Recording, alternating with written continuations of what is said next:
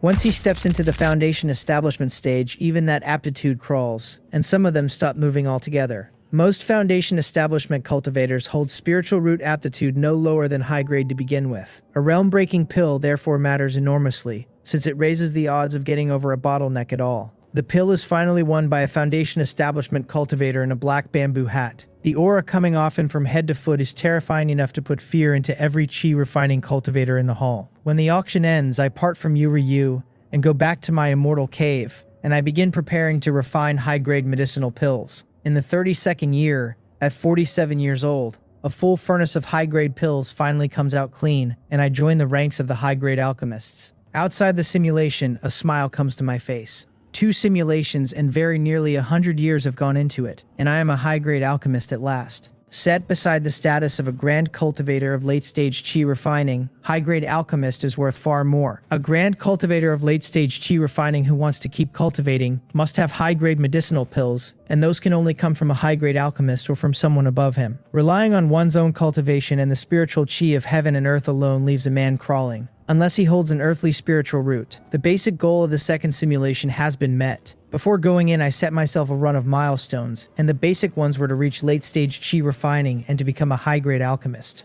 What comes after those is to strive for foundation establishment cultivator and a second-tier alchemist. After becoming a high-grade alchemist, I begin taking on the tasks the Alchemist Alliance issues for high-grade medicinal pills. Work at that level pays better and announces my standing at the same time. That very night, Vice Alliance Master Yu comes to visit my immortal cave, and the two of us sit facing each other inside it. She purses her lips and smiles with her eyes clear as water, saying she knew Alchemist Wang was not far off. Then she brushes back the hair at her temples and tells me that a high-grade alchemist naturally needs a different immortal cave, and that she has already selected a high-grade one for me. Becoming a high-grade alchemist means that in Musan Market at least I can stand on my own whenever I choose, instead of living at the Alliance's mercy.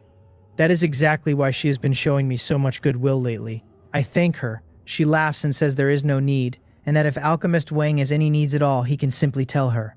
My heart stirs at that, and I speak up, saying that since she puts it so, there is indeed one thing I would trouble her with.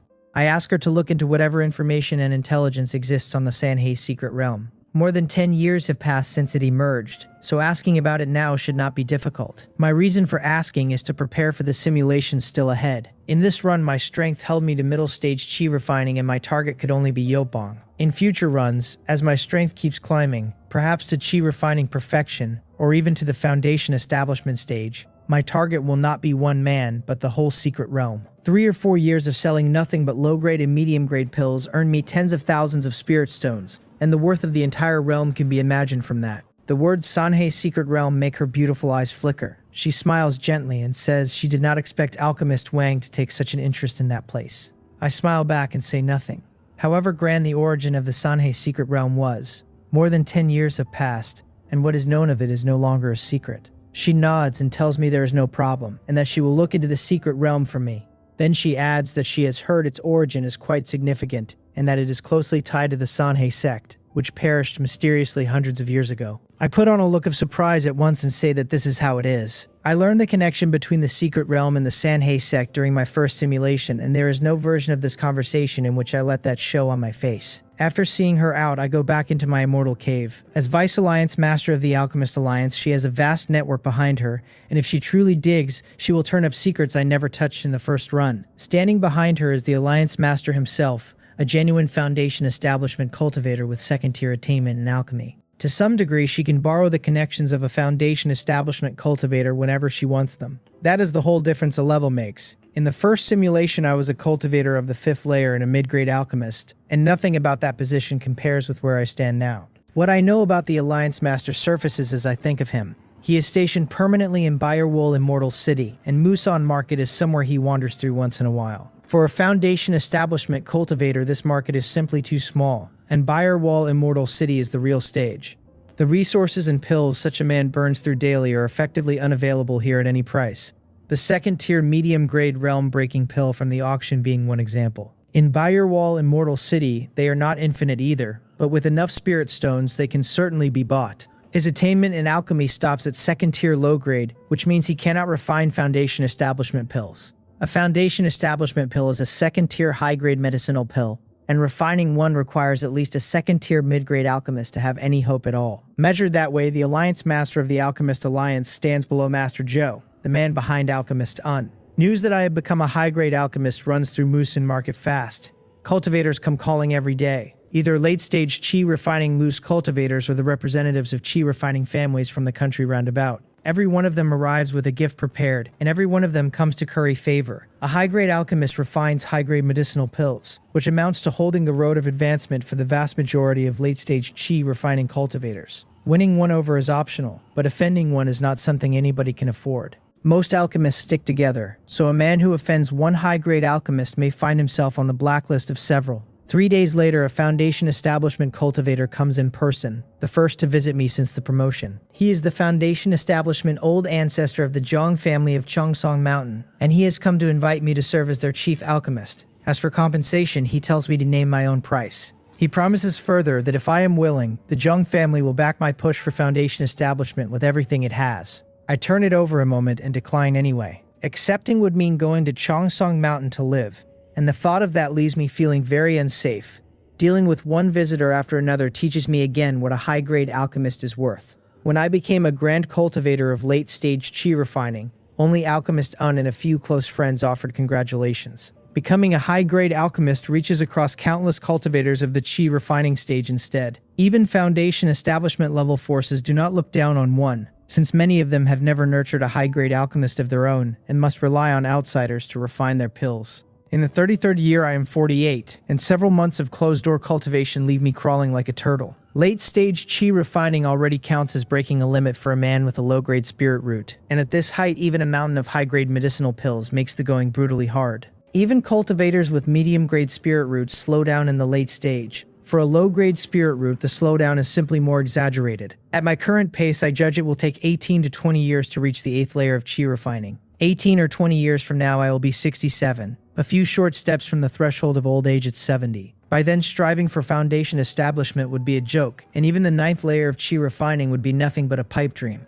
I underestimated what it costs a low-grade spirit root to reach for Foundation Establishment. Some of it traces back to the switch into the Sane art, whose magic power is dense and heavy and correspondingly harder to accumulate than my old technique ever was. None of this discourages me in the slightest. If this simulation gives me no chance at Foundation Establishment, the next one starts me at 16 or 17, with over 50 years in hand. With that much room, even a pig could make the attempt. A few days later, Yu comes to visit. Inside the immortal cave, she rolls her beautiful eyes and tells me that for my sake, she made a special trip to Bayerwall Immortal City and put the question to the Alliance Master. I thank her at once and say plainly that if she ever needs anything from me, she has only to ask. She purses her lips, smiles gently, and goes straight to the point in a soft voice. The Sanhei Secret Realm, she says, was built by the Sanhei sect, a force at the core formation level, and it served as their final retreat. The Sanhei sect was founded by Master Sanhei. Over 200 years ago, Master Sanhei's junior brother, a man called Master Hyole, came to visit and fought him savagely. The destruction and demise of the Sanhei sect is tied closely to that Master Hyole.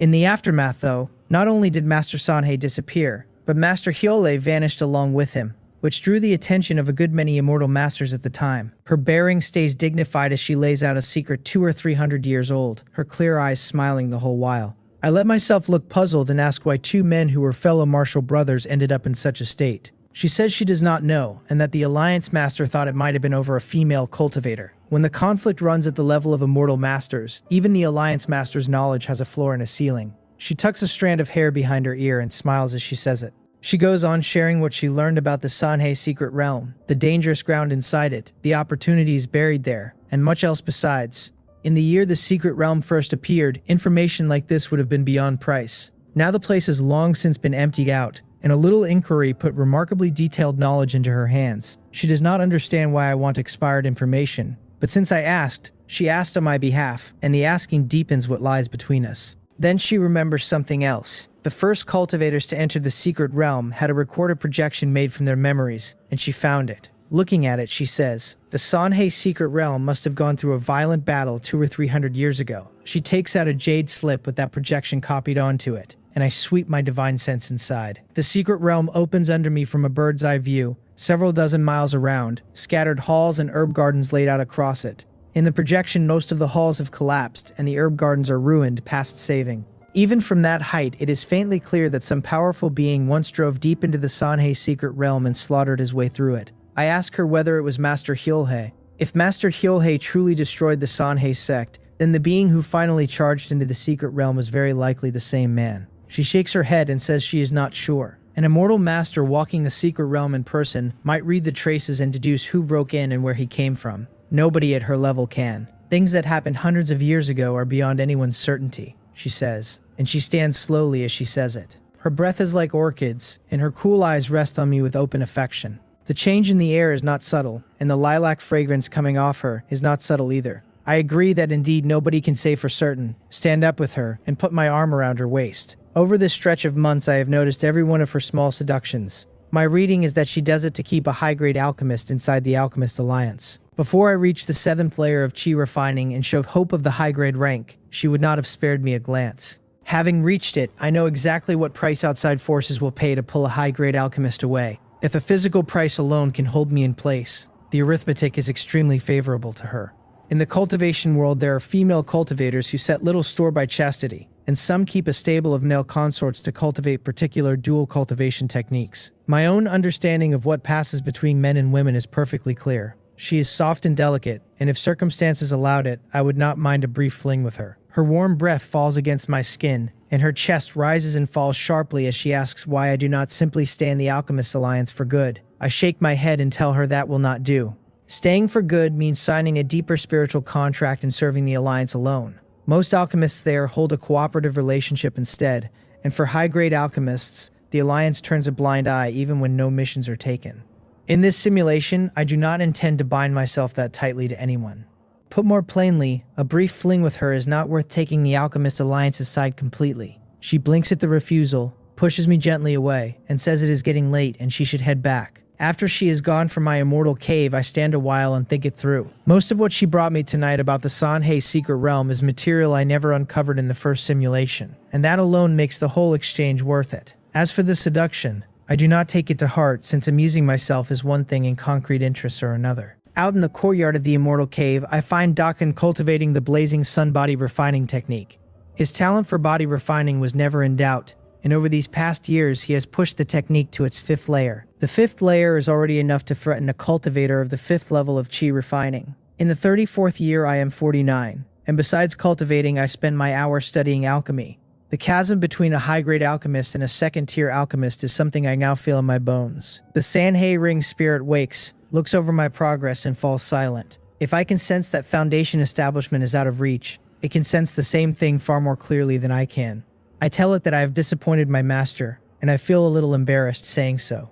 It stays silent a long time, apparently hesitating, and then it makes a decision. Its old voice tells me not to resist, because it means to use its own origin to perform a marrow cleansing and tendon easing on me. Warm currents come pouring out of the sky blue ring on my hand and merge into my physical body one after another. Under that nourishment, my body feels more comfortable than it has ever felt. Half a day later, I open my eyes. My sense of the spiritual energy of heaven and earth has grown faintly more distinct, and when I cultivate a little, I find my intake and refinement of spiritual chi has improved. My cultivation aptitude has been enhanced, and the discovery shocks me past speaking, since in all my years I have never heard of any method that could do such a thing. The ring spirit tells me it will sleep first, and that I must keep cultivating and never slack off. Its old voice fades quickly into silence, and after that I can sense nothing from it at all. There were many questions still waiting, about Master Sanhei of the Sanhei sect, and about Master Hyolhei, and all of them will have to wait until next time. In the 35th year I am 50, and with my aptitude enhanced I raise the frequency at which I consume medicinal pills and my speed improves markedly. In the 36th year I am 51, and the Sanhei ring spirit wakes to cleanse my marrow and ease my tendons a second time.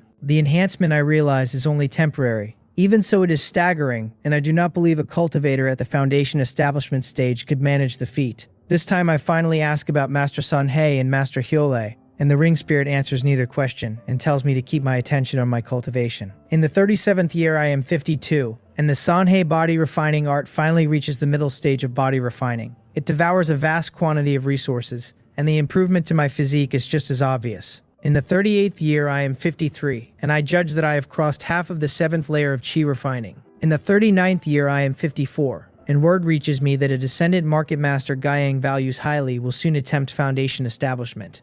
I already know how that attempt ends. In the 40th year, I am 55, and the descendant fails. Market Master Guiyang is a foundation establishment cultivator with several decades of lifespan left, so he remains the anchor holding the market steady. In the 41st year, I am 56, and I begin hoarding spirit stones. The first simulation taught me that the coming decades will turn Muson market turbulent for want of a foundation establishment successor, and that numberless shops will go on sale at any price. The end of that story is Market Master Guiyang eventually raising a foundation establishment successor after all.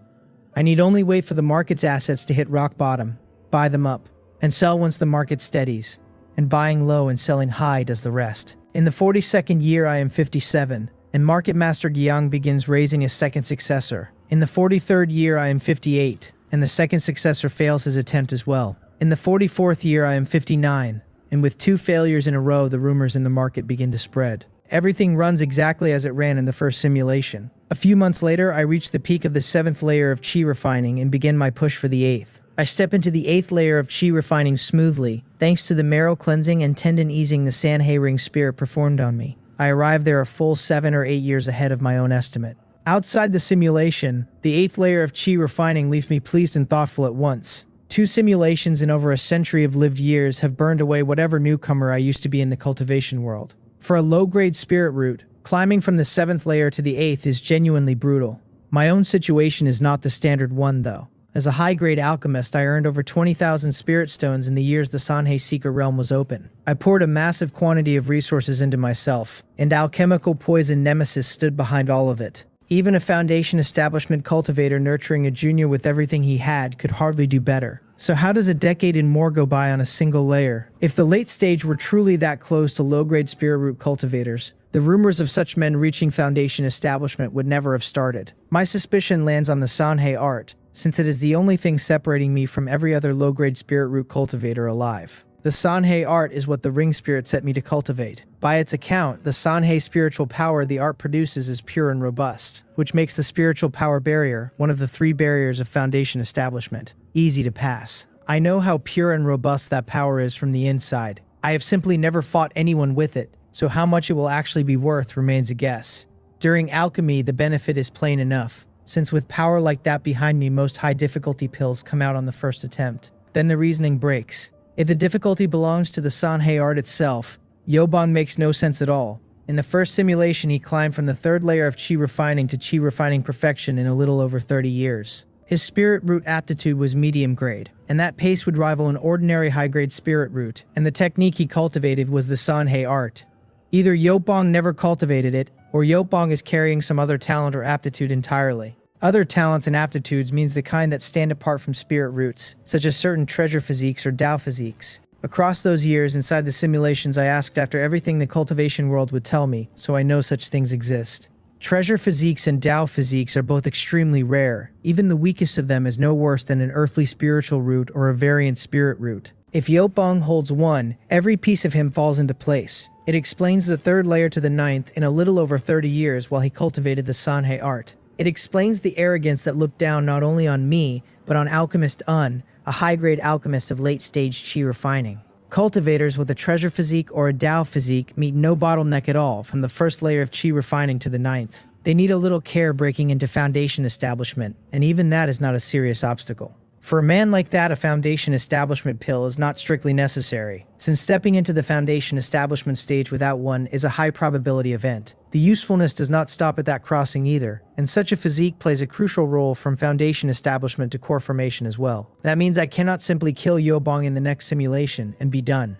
Killing a cultivator with a treasure physique or a Dao physique would be a criminal waste. Whether I use him myself or sell him to some other force, there is a fortune standing in him. As for earning his hatred, I will be wearing another face when I do it, and even if he reaches core formation later, there will be nobody for him to take revenge on. In the 45th year, I am 60, and Alchemist Un sends word asking me to come to the alchemy shop. My heart sinks, since in the first simulation this is the stretch of years in which he died. When I arrive, he is lying on his bed with his breath gone thin, clearly not far from the end. He sends everyone else out and keeps only me. Then he looks at me and smiles suddenly, saying that from the first time he met Brother Wang, he felt extremely comfortable, as though they had known each other many years. I keep my silence. He tells me there is not much else he can help with, and then he takes out a token of jade faintly giving off spiritual chi. If I ever intend to strive for foundation establishment, he says, I should carry this token to Biorwell Immortal City. There I should look for an alchemist named Joe Gan, his own master in the path of alchemy.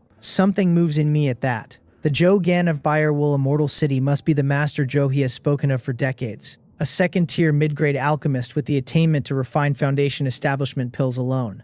After he is gone, he says, the unfamily alchemy shop will still need Brother Wang to look after it, and Sewer is young, and if she makes mistakes I must correct her. He rambles on that way, reluctant to leave and relieved at the same time. When Alchemist Un passes, Unsu kneels before me as his designated successor and says her grandfather is gone and the shop depends on me from here. Looking at her grief, I feel a great deal that I do not say.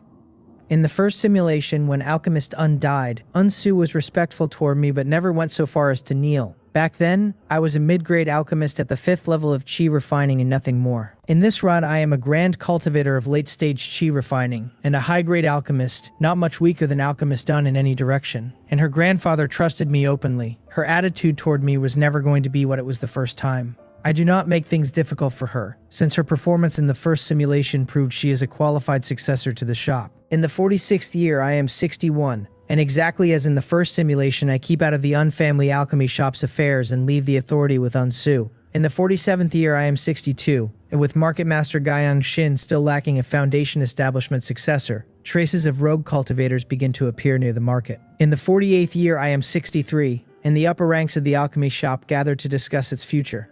Unsu asks for my opinion in particular. With Market Master Guiyang delaying so long over a successor, the stability of the market has been badly damaged. She has already formed the idea of moving the shop's foundation to a market called Chenggu. Remembering what Alchemist Un asked of me, I tell her to wait a while longer. My reason is that the Guiyang family has not sold off a single one of its core industries in the market, which shows Market Master Guiyang remains very confident about raising a successor. The Guiyang family is Market Master Guiyang Xin's own house and the largest force inside Musin Market, holding several of its key industries.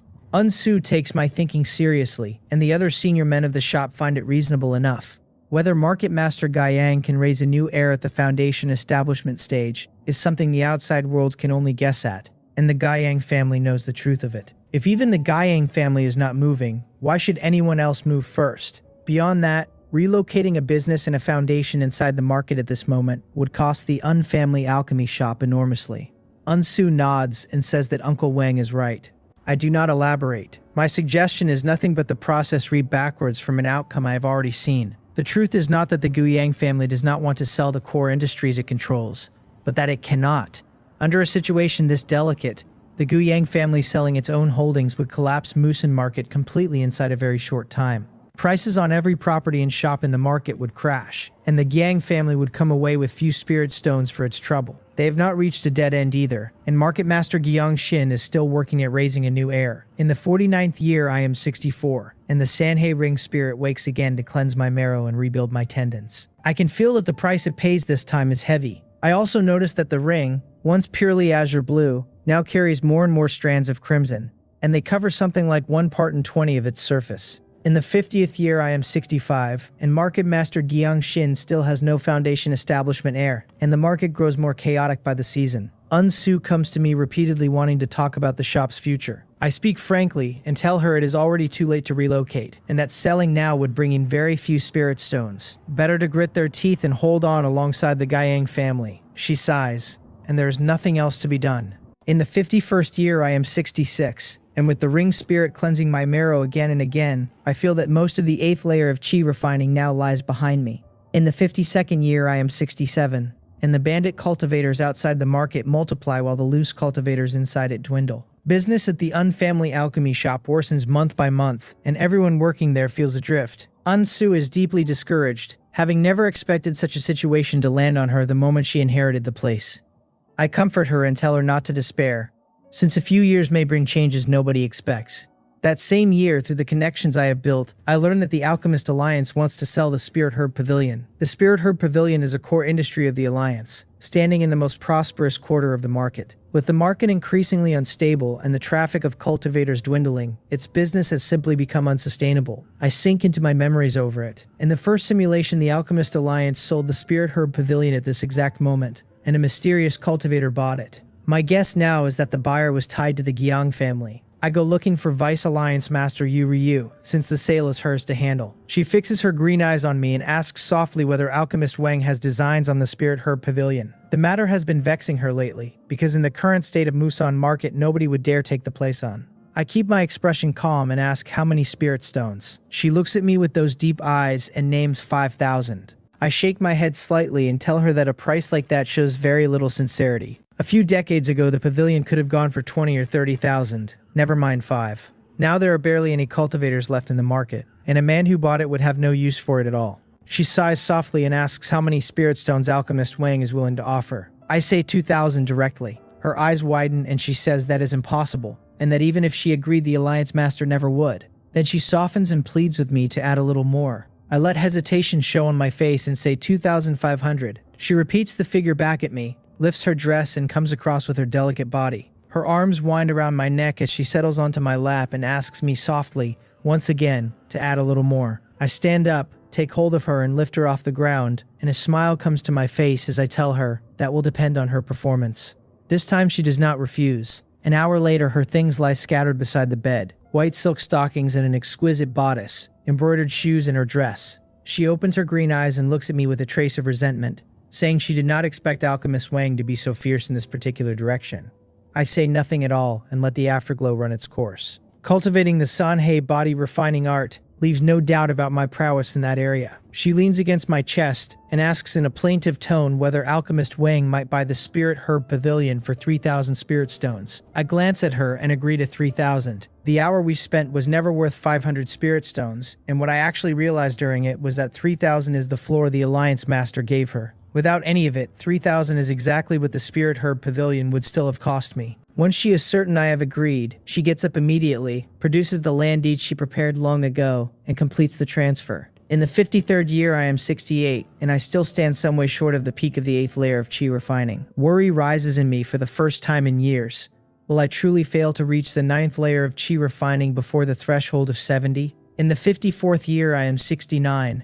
The 9th layer of chi refining has still not come, and despair begins working its way into me. The Sanhei Ring spirit has stayed in deep sleep for years without once waking. In the 55th year, I am 70, and I abandon the idea of the 9th layer and of foundation establishment altogether. Then the decline of old age that should arrive this year does not arrive, and my vital energy and blood hold at their peak without decaying at all. In the 56th year, I am 71, and there is still no sign of that decline. This is also the year I finally cultivate to the peak of the 8th layer of chi refining. In the 57th year, I am 72, and since old age is slow in coming, I push for the 9th layer and step into it successfully. A few months later, the Sanhei Ring spirit wakes, senses where I stand, and lets out a breath it has been holding for years. Cleansing my marrow and rebuilding my tendons again and again meant burning its own origin each time, which was never a light price. Seeing me at the 9th layer, it is finally certain the price bought something. The 9th layer is also called Chi Refining Perfection, and from here a man may strive for foundation establishment whenever he chooses. I take the chance to ask why old age has not touched me at 72. Its aged voice carries a trace of pride as it asks whether I truly thought the Sanhei art was an ordinary cultivation technique. The art is extremely difficult to cultivate, it says, and it carries many benefits, and one of them is delaying the arrival of old age. Hearing that, I am secretly astonished. A cultivator's vitality failing in his later years, so that he can no longer hold his peak state, is close to common knowledge in the cultivation world. I have heard of heaven and earth treasures precious enough to delay it, and such things are what foundation establishment cultivators dream of and never obtain. Using a cultivation technique to hold old age off is something I have never heard of in any form. That may only mean the circle I belong to sits too low. At my level, I am qualified to know a few secrets of the foundation establishment tier, and anything above that lies beyond my reach. The highest cultivators I can associate with stand at the early or middle stage of foundation establishment, and even that comes from the prestige of being a high-grade alchemist. Sensing that the ring spirit is in a good mood, I press it on what else the Sanhei art carries. So far, I know only that Sanhei mana passes the mana barrier easily, and that the art delays old age. It ponders a moment and tells me this is the foundation cultivation technique of the Sanhei lineage out of ancient times.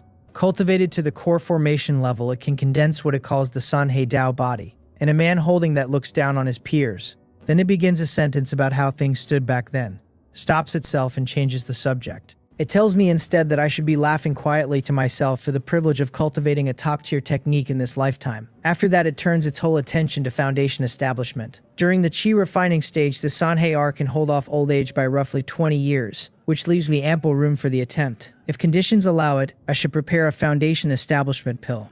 Before making the attempt at all, it says, I must cultivate the Sanhei body refining art to its third layer. The first layer of that art is comparable to the early stage of chi refining, the second to the middle stage, and the third to late stage chi refining. Balancing it against everything else over the years, I have carried it to the second layer, and the third is not far off. Moving that quickly does not mean I have talent in the Tao of body refining. It is feedback from the Tao of chi refining instead, since Sanhei mana is thick and pure and nourishes the physical body while it accelerates the art. The ring spirit wants me at the third layer so that I pass the vitality barriers safely.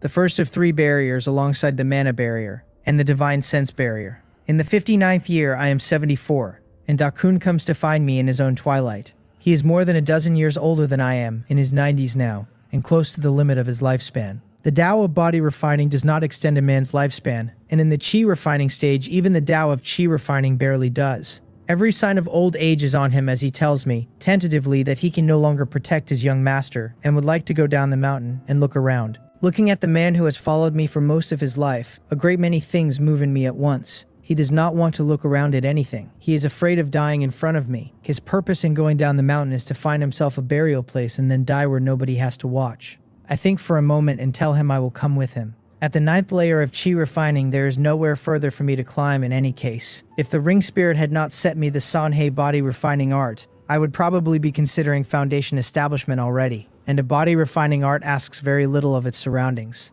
I leave the market with Dachun and walk down Musan Mountain, steering us clear of the rogue cultivators who drift near the market now and then. My strength has reached nearly the very top of what the chi refining stage allows. I keep him company for over half a year, and at the end of it, we come back to the foot of Musan Mountain. Hunched over, he stops in front of a small hill and tells me he thinks this place is very nice. From where he stands, a man can look straight up at the peak of Musan Mountain, which is exactly where the market sits. It stuns me slightly, because in the first simulation, Dakun's grave was here as well. Set against that first run, he has lived nearly 10 years longer this time. In the first simulation, though, he married and had children. And in this one, he has stayed entirely alone in order to guard me. Over the decades, I raised the idea of helping him start a family more than once, and he refused every time. Half a day later, Dachun closes his eyes. I raise my hand, open a pit in the ground, and lay him inside it. Then I carve a stone tablet and cut into it that this is the tomb of Ju Dachun. And at the very end, I cut that it was erected by Ju Chong. In this simulation, my name to the world outside is Wang Rim, and there is not a living person who knows who Ju Chong is. Standing in front of the tombstone, I murmur his name, and say that in all this world, only I am left. More than 20 years ago, a bloodline secret technique told me my closest relatives had died, one after another. Of the Ju family, which flourished in the Gang Kingdom for generations, I am the only one still breathing. I stand at Dakun's grave a long time, and then I take out a black mask and put it on slowly. My aura begins to shift. The Sanhei art circulates fast. My long hair falls loose, and a spiritual pressure vast as mountains and seas spreads in every direction. My figure vanishes from the spot, moving toward a gathering place of rogue cultivators in the distance. Over the past few years, a great many of them have collected around Musan Market, waiting for Market Master Guiyang Shin to die so they can swarm in and carve the place up. Inside a valley, more than a dozen of them are gathered at this moment. Most stand in the middle stage of chi refining, 3 in the late stage, and their leader has reached the 8th layer. The leader senses something and his expression changes. And in the same instant, a mana aura and a mountain and sea pressure sweep over the valley. The rogue cultivators look up and find a man in a black mask already standing at the valley mouth. The aura coming off him is too terrifying, faintly past the limits of the chi refining stage, and the middle stage men struggle to breathe under it. Shock and uncertainty cross the leader's face as he asks aloud whether this is foundation establishment, then corrects himself to chi refining perfection.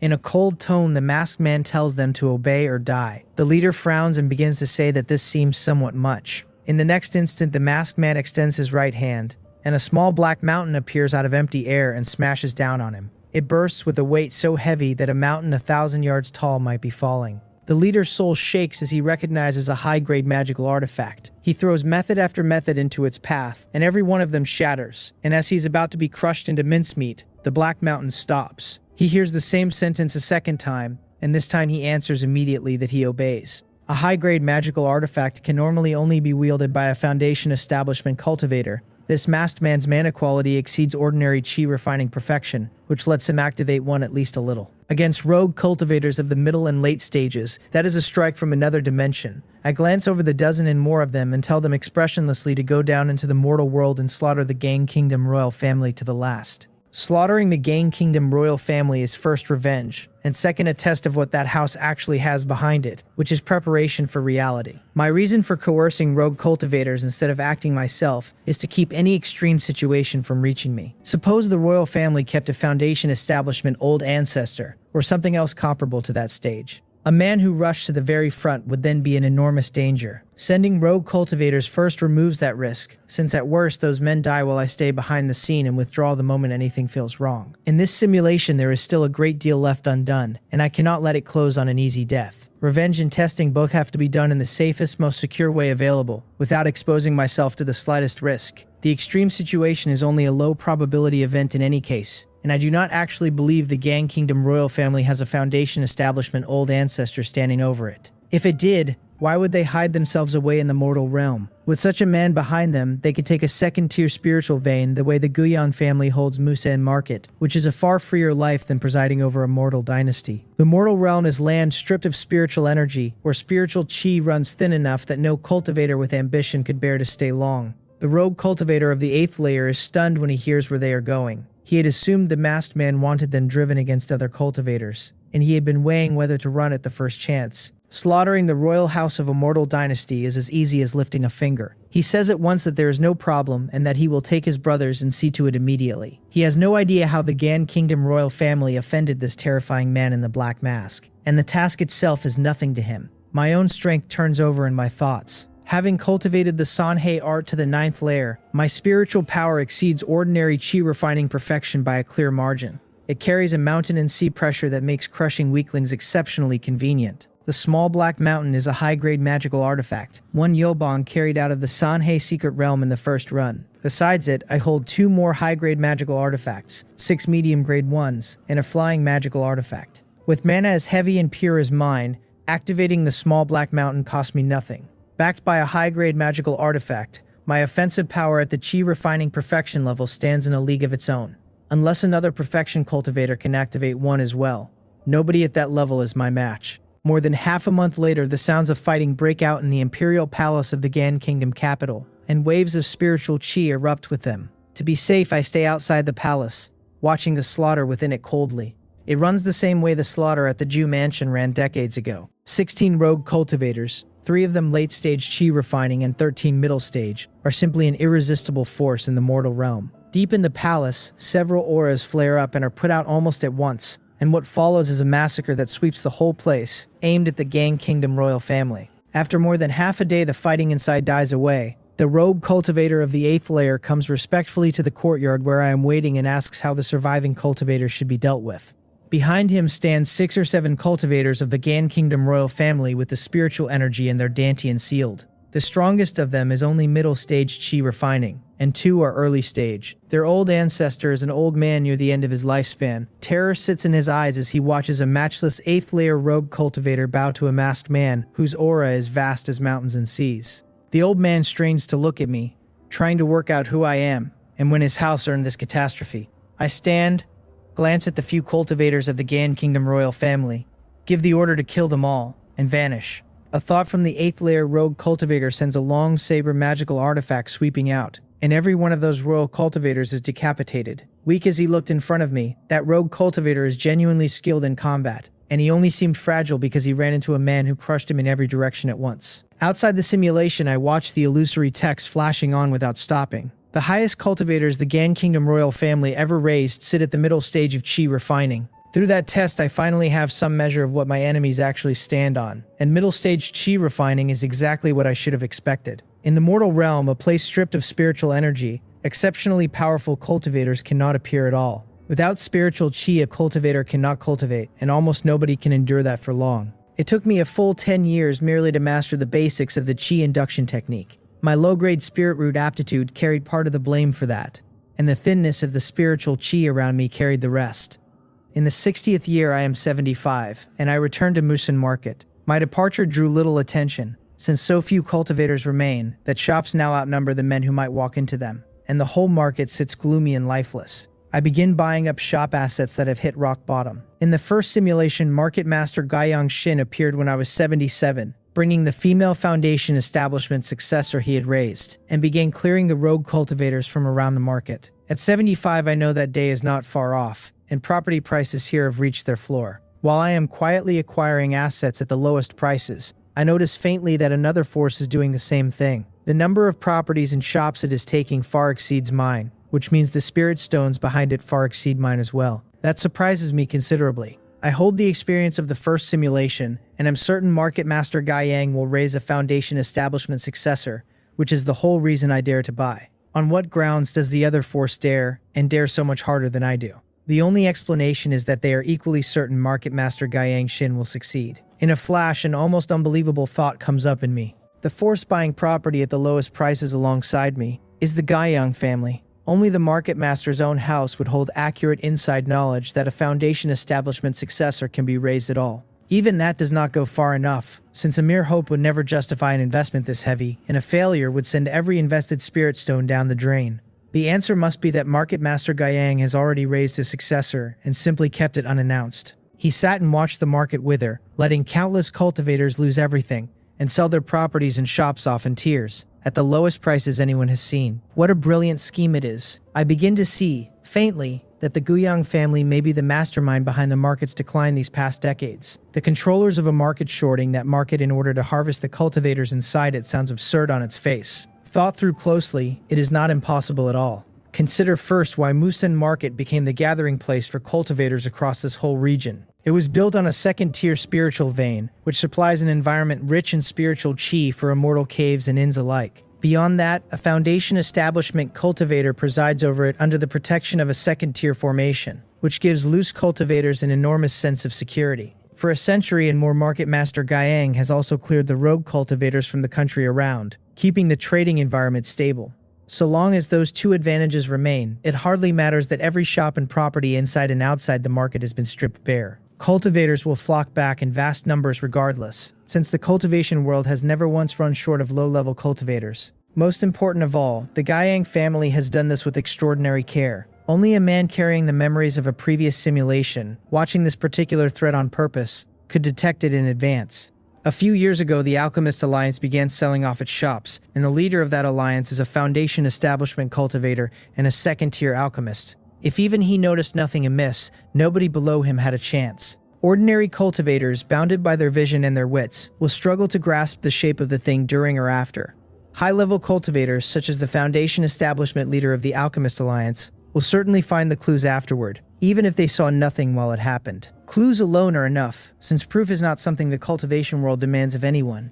I find myself curious about how the Guiyang family means to handle those men once they understand. In the 61st year, I am 76, and having realized who the mastermind is, I cut back on how much I acquire. Buying too many properties would draw the Guiyang family's attention, and they have planned for decades and watched the market die for exactly this harvest. Taking the opportunity to buy is very much like snatching food out of a tiger's mouth. Once my holdings reach 1 part in 10 of the whole market, I stop in good time. 1/10 is not a large share measured against the market entire, so it will not force the Guiyang family into any drastic move. Since I dared to spend spirit stones at such a moment, they must assume I know the inside story. Just as I have no wish to push the Guiyang family has no wish to push me. Forcing me to say what I know would be a losing exchange for them too. What lets me keep buying it all is that I left Musen Market the moment I understood who was behind the decline. The rest of the acquisition is handled by my apprentices, since a high-grade alchemist naturally takes on a few over the years to deal with small matters. With my own body far from the market,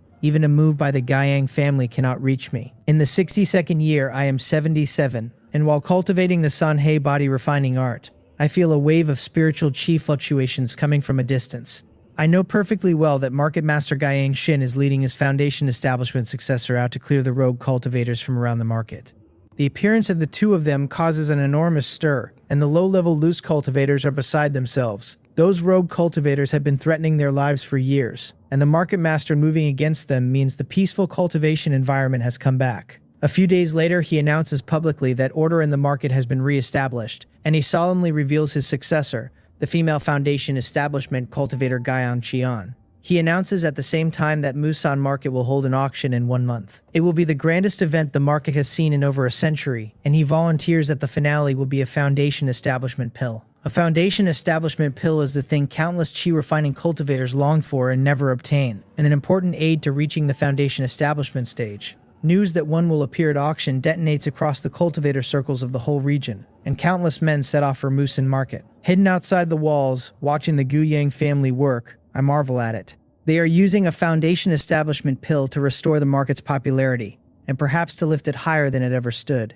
The Guyang family is thoroughly prepared. For decades, the absence of a visible foundation establishment successor made the market chaotic and let the rogue cultivators around it multiply, which cut the traffic through the gates drastically. Musan Market was never the only gathering place in the region, and Chengdu Market and others stood ready to take what it lost. Now, because of one pill, its reputation soars, and before the auction a month from now, a steady stream of cultivators will be walking toward it. Beyond the pill, there is a freshly raised foundation establishment successor, which guarantees a foundation establishment cultivator presiding here for the next century and more. Many loose cultivators will choose to settle in the market permanently, and that outcome is easy to foresee. I have no intention of attending the auction myself. I hold the deeds to multiple properties and shops inside the market, which the Guyang family certainly knows, and I am not confident I would come back out again. My trust in the Guyang family does not run deep. There is a second reason as well. Anyone can guess how many late-stage chi refining cultivators will fight over that foundation establishment pill in a month's time. Foundation establishment cultivators are likely to move for it too,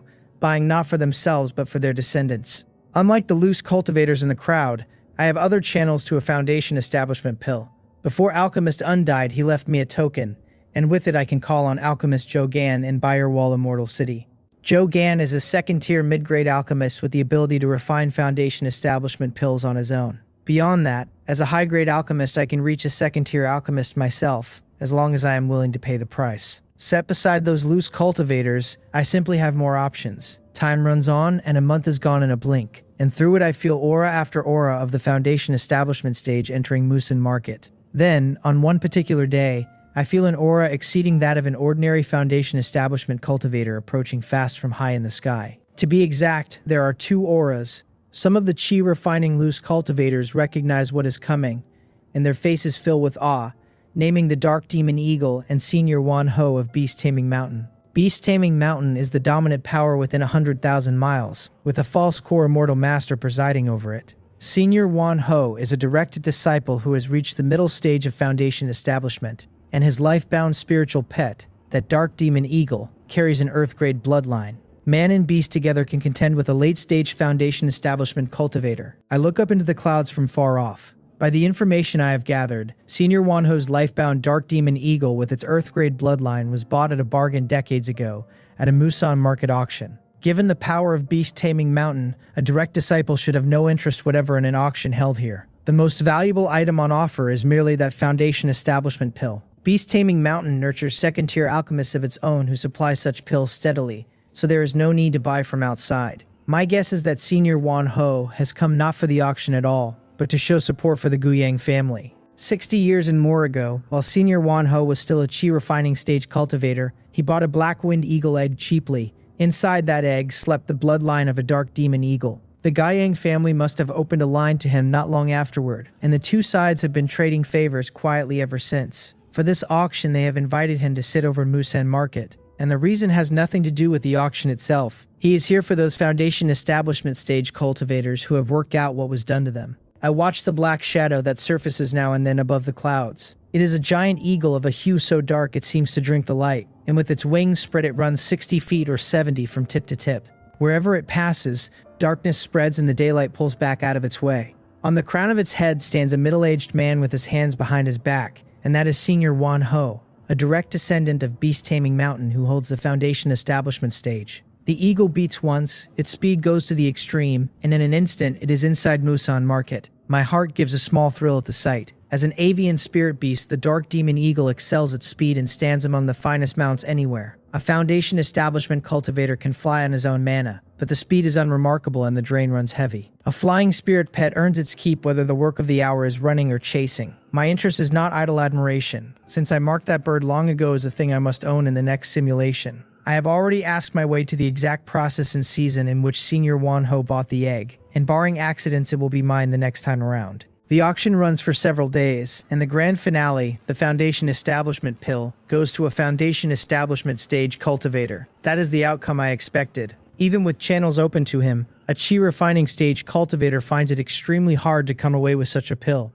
The first obstacle is simple wealth, since a Chi Refining man cannot stand beside a Foundation Establishment man at a bidding table. The second is what happens after the winning bid. In the immortal realm, men are killed for treasure constantly, and under a lure that size, even Foundation Establishment cultivators will hide their faces and play the rogue. Several months passed before I learned what took place once the auction closed. Market Master Guiyang Xin, with his successor Guiyang Qian, and Senior Wan Ho beside him, invited certain Foundation Establishment Stage cultivators in for a talk. Every man invited had once held shops and industries inside the market, and among them sat the alliance leader of the Alchemist Alliance. Market Master Guiyang offered to hand back a number of other shops by way of compensation. The compensation does not begin to match the losses, but with Senior Wan Ho leaning across the table, those men had to lower their heads. He is a match for a late-stage Foundation Establishment cultivator and has beast-taming mountain behind him besides. When the news reaches me, I think to myself that the Guiyang family is safe now. They held an auction to restore the market and announced the pill in advance to feed the fire. Then they brought in Senior Wan Ho as a deterrent and paid off the Foundation Establishment men who had lost the most. In one sweep, they have cleaned up every hidden danger they created across the last several decades. The cultivators who were stripped bare hold no combat power at the Foundation Establishment level and can threaten nobody. Those men do not even know whose hand was behind it, and they will spend the rest of their lives blaming themselves for selling out too early. Counting the flow through the market gates tells me the place has recovered and gone past where it stood before. In the 63rd year, I am 78, and I am still lying low outside Musan Market. My whole energy goes into cultivating the Sanhei body refining art, so the spiritual chi environment around me matters very little. In the 64th year, I am 79, and I can feel the third layer waiting just past the edge of my reach. I begin preparing for the breakthrough to the Foundation Establishment stage. Before I can prepare properly, the first thing I have to do is sell the industries I hold inside Musan Market. It is safer to be holding spirit stones than deeds. I bought those shops at the floor of the market, and after 2 years of recovery, their prices have come back with everything else. Half a month later, I am sitting in a private room of an inn in Xiong Market, across from a charming female cultivator. She smiles and tells me that Alchemist Wang truly has methods, and asks whether I knew something from the inside beforehand. She is Deputy Leader Yu Ryu of the Musan Market Alchemist Alliance, and it was from her that I bought the Spirit Herb Pavilion for 3,000 spirit stones. At the time, both she and the Alliance leader above her took me for a fool, and after these few years they have worked out what actually happened. I tell her calmly that it was not inside information, only that I happen to know a little more than most. She stares at me and lets the sound of doubt out of her throat. Even the Alliance leader standing behind her was played by the Guiyang family, so how could a lone alchemist have seen it coming? Deputy Leader Yu Ryu has convinced herself that a Foundation Establishment stage cultivator must be standing at my back. I offer no explanation, which is exactly what I want, since a cultivator with a background and a cultivator without one are two different animals. She asks in a gentle tone why fellow Taoist Wang wants to sell so many shops at once. I answer that I plan shortly to go to Bayerwol Immortal City and call on alchemist Zhou Gan, and that holding these shops is a nuisance. Hearing the name, she cannot help being moved, since as an alchemist she knows exactly who he is. That man is a second-tier mid-grade alchemist able to refine a Foundation Establishment pill on his own, and in status and backing he stands well above her own alliance leader. I am not lying either, since I do intend to go and to call on him. Deputy Leader Yu Ryu begins working through the prices of the various shops with me. Over the past few years, I have bought 12 industries at the bottom of the market, and the most valuable of them is the Spirit Herb Pavilion. In the end, I sell the whole bundle to her at 9/10 of the market price. To speak precisely, I sell them to the alliance leader behind her, since she alone would never hold that many spirit stones. With the business settled, she says my name softly and leans in toward me. I tell her that I still have important matters waiting, and refuse. It is not that I am proof against temptation. It is that Deputy Leader Yu Ryu is no younger than I am, and she is pushing 80 herself. She has techniques enough to keep her face where it was 50 years ago, and to the eye she is charming, but I cannot summon the smallest flicker of interest. Selling the bundle in one motion, once costs are deducted, leaves me 68,000 spirit stones. Outside the simulation, I feel a real pang of regret. That body held only Chi refining stage cultivation, so caution kept me to 1/10 of the industries in Musan Market and no more. Had I held the Foundation Establishment stage, with no need to fear the Guiyang family turning on me, 3/10 or 4/10 would have been comfortably within reach. I could have split the whole harvest with them half and half, and the profit would have run into hundreds of thousands of spirit stones. The regret lasts about as long as it takes to form. In that simulation, I had only chi refining cultivation, and in the next one that will not be the case. Going by the pace the simulator has shown me, the next run should put me at the foundation establishment stage by my 70s or 80s. When that day comes, I will be entirely capable of showing the Guyang family how dangerous the immortal realm can be. In the 65th year, I am 80. Inside an inn in Chongwu Market, I sit cross-legged, and from somewhere within my physical body comes a roaring like mountains grinding and seas turning over. I have taken the Sanhei body refining art into its third layer, and on the strength of this body alone I can stand against a late-stage chi refining cultivator. Outside the simulation, a smile works its way onto my face at the sight of that third layer. This body refining art came out of the Sanhei sect, and it bears no resemblance to the arts circulating in the cultivation world today. It leans toward the road the ancient body cultivators walked, and those men were not one measure weaker than the ancient cultivators who worked with chi. The lineage only fell away later, since body cultivators face brutal difficulty in breaking through major realms and carry threats like the heavenly tribulation on top of it. In the next simulation, I could put Dakshin on this art. His talent for body refining runs far ahead of mine, and with nothing but the blazing sun body refining technique, he came within a hair of the late stage of chi refining before the end. I would have handed it to him inside this simulation already. The Sanhei ring spirit has warned me over and over that neither the Sanhei art nor the Sanhei body refining art may go to an outsider. With the third layer under me, passing the blood energy gate among the 3 gates of foundation establishment is a settled thing. Those are the ring spirit's own words, and my mood lifts at remembering them. I never entirely understood the claim when it was made, but feeling this chi and blood surging now, the sense of it arrives on its own. If a body like this could not carry a man through the blood energy gate, then 9 in 10 of the foundation establishment cultivators alive today should have failed their own attempts. The illusory text tells me that the Sanhei body refining art has entered its third layer, and that the only goal left in front of me is the foundation establishment stage. The particulars were settled in my mind long ago, and I mean to make the attempt inside Bayorwal Immortal City. When a chi refining stage cultivator goes for foundation establishment, it is best done on a second-tier spiritual vein. The breakthrough tears a vortex of spiritual chi open above the man, which places heavy demands on the surrounding environment, and only Bayorwal Immortal City satisfies the conditions. Xianggu Market and Musan Market can both offer an immortal cave on a second-tier spiritual vein, but attempting foundation establishment inside a market means booking the space well in advance. Breaking through inside one also leaves a man exposed to sabotage. At the critical moment, the owner could adjust the flow of the spiritual vein and ruin the cultivator sitting on top of it. I walk out of the inn, and I do not set off for Bayorwal Immortal City straight away.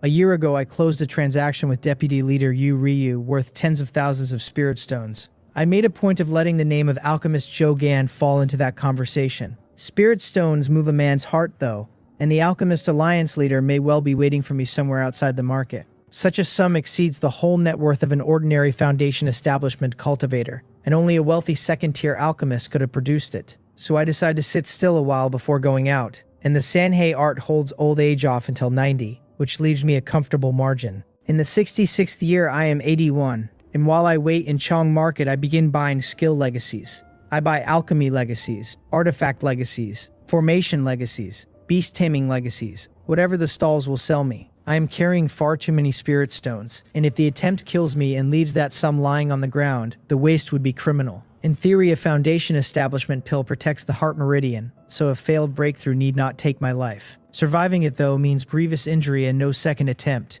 and a crippled man carrying a fortune is not a safe man either. My plan is to spend every spirit stone I hold except the ones the attempt itself requires, so that I never end up dying with the money unspent. As for what to spend it on, the standard has to be whether the thing can be carried out of the simulation. My strength cannot be raised further at this point, so I buy legacies instead, and whether I understand a given one is beside the point. I record them all, and that way both my real body and every simulation after this can put them to use. In the 67th year, I am 82, and 3 years have gone by since the transaction with Deputy Leader Yu Ryu. Across those 3 years, I have never once left Chiang Market, changing hundreds of identities, moving from this immortal cave to that inn and out again. Cultivators pour in and out without pause, and not one of them takes any notice of me. At last, the thought of leaving for Bayorwal Immortal City settles into me. Even if the Alliance leader were greedy enough to lie in wait outside, no such man waits 3 whole years. If he truly has not given up, the most he would do is leave chi refining subordinates watching the gates, At my present strength, I can sweep aside 3 or 5 late-stage chi refining cultivators without effort. I bury my aura,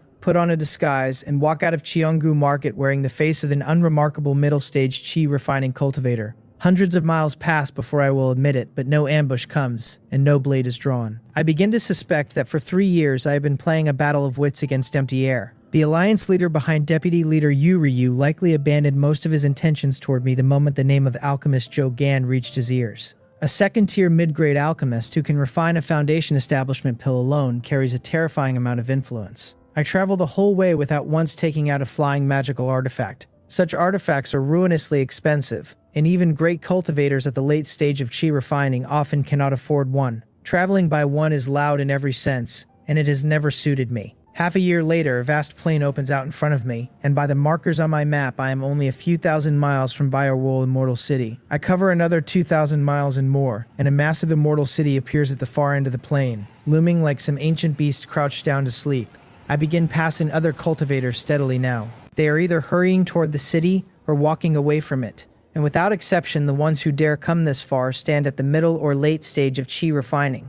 A good many of them carry a faint reek of evil chi, plainly practiced at slaughter and plainly not raised in any greenhouse. As I close on the city, my traveling speed climbs a notch. Very soon, a towering and magnificent giant city fills my vision, and against it, the mountain ranges around the plain look like low hills someone forgot to level. A vast and ancient aura comes off the walls. The founder of Biorwol Immortal City is Perfected Lord Biorwol, a genuine core formation true person, and by everything I have gathered, he counts as a powerful one even among immortal masters. The entire immortal city stands on a large third-tier spiritual vein that runs for hundreds of miles. Inside and outside its walls, thousands of formations lie layered over one another, and the foundation formation among them is a third-tier work that governs all the rest. The closer I come, the more often I catch escape lights flashing past overhead and dropping straight down into the city. Those lights belong to foundation establishment stage cultivators, men a market might not see once in a decade, and here I count 4 or 5, inside the space of a short walk. I go straight to the north gate of the massive city. The gate stands over 100 feet tall, and beneath it cultivators come and go without pause.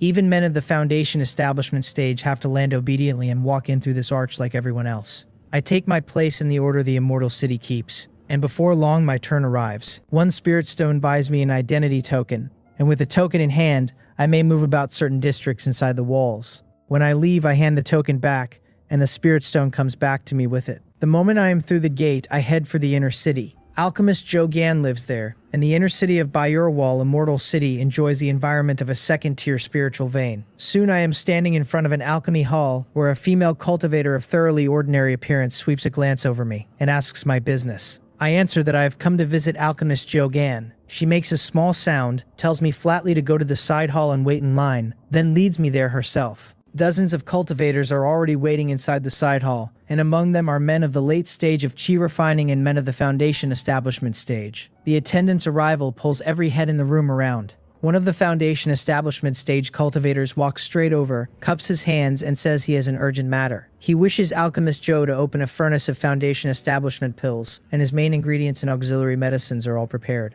The female cultivator repeats the name of the pill back at him without any expression at all. Then she says she will calculate and tells him he will likely wait over 10 years before her master can refine anything. The foundation establishment cultivator's face goes ugly. He wants the pills for his descendants, and a wait of over 10 years is a wait his descendants do not have, however patient he might be. He forces a smile, lowers his posture, and asks whether an exception can be made. The ordinary-looking woman shakes her head, tells him there are none, and gives him no face whatsoever. Standing off to the side, I watch the whole exchange, and my expression shifts a little. If a foundation establishment stage cultivator has to wait over 10 years for a furnace, how long would a man like me be made to wait? So I take out the token alchemist unleft me. Having a connection and refusing to use it would be the act of a fool. The moment the token appears, the indifference goes out of that plain face. She looks at it once, then looks again, and her whole manner changes as she does. She tells me to wait a moment, takes the token and walks toward the inner hall. I become the center of attention in the room in the space of a breath. Anyone with eyes can see the token is no ordinary thing. The foundation establishment cultivator beside me starts making conversation, and I answer him with a few empty words and reveal nothing about where the token came from. Before long, the attendant comes out again, stops in front of me and says her master wants to see me and I should follow her in. Envious gazes come at me from all over the room. since a personal summons from Alchemist Joe plainly puts a gap between me and the men waiting in the side hall.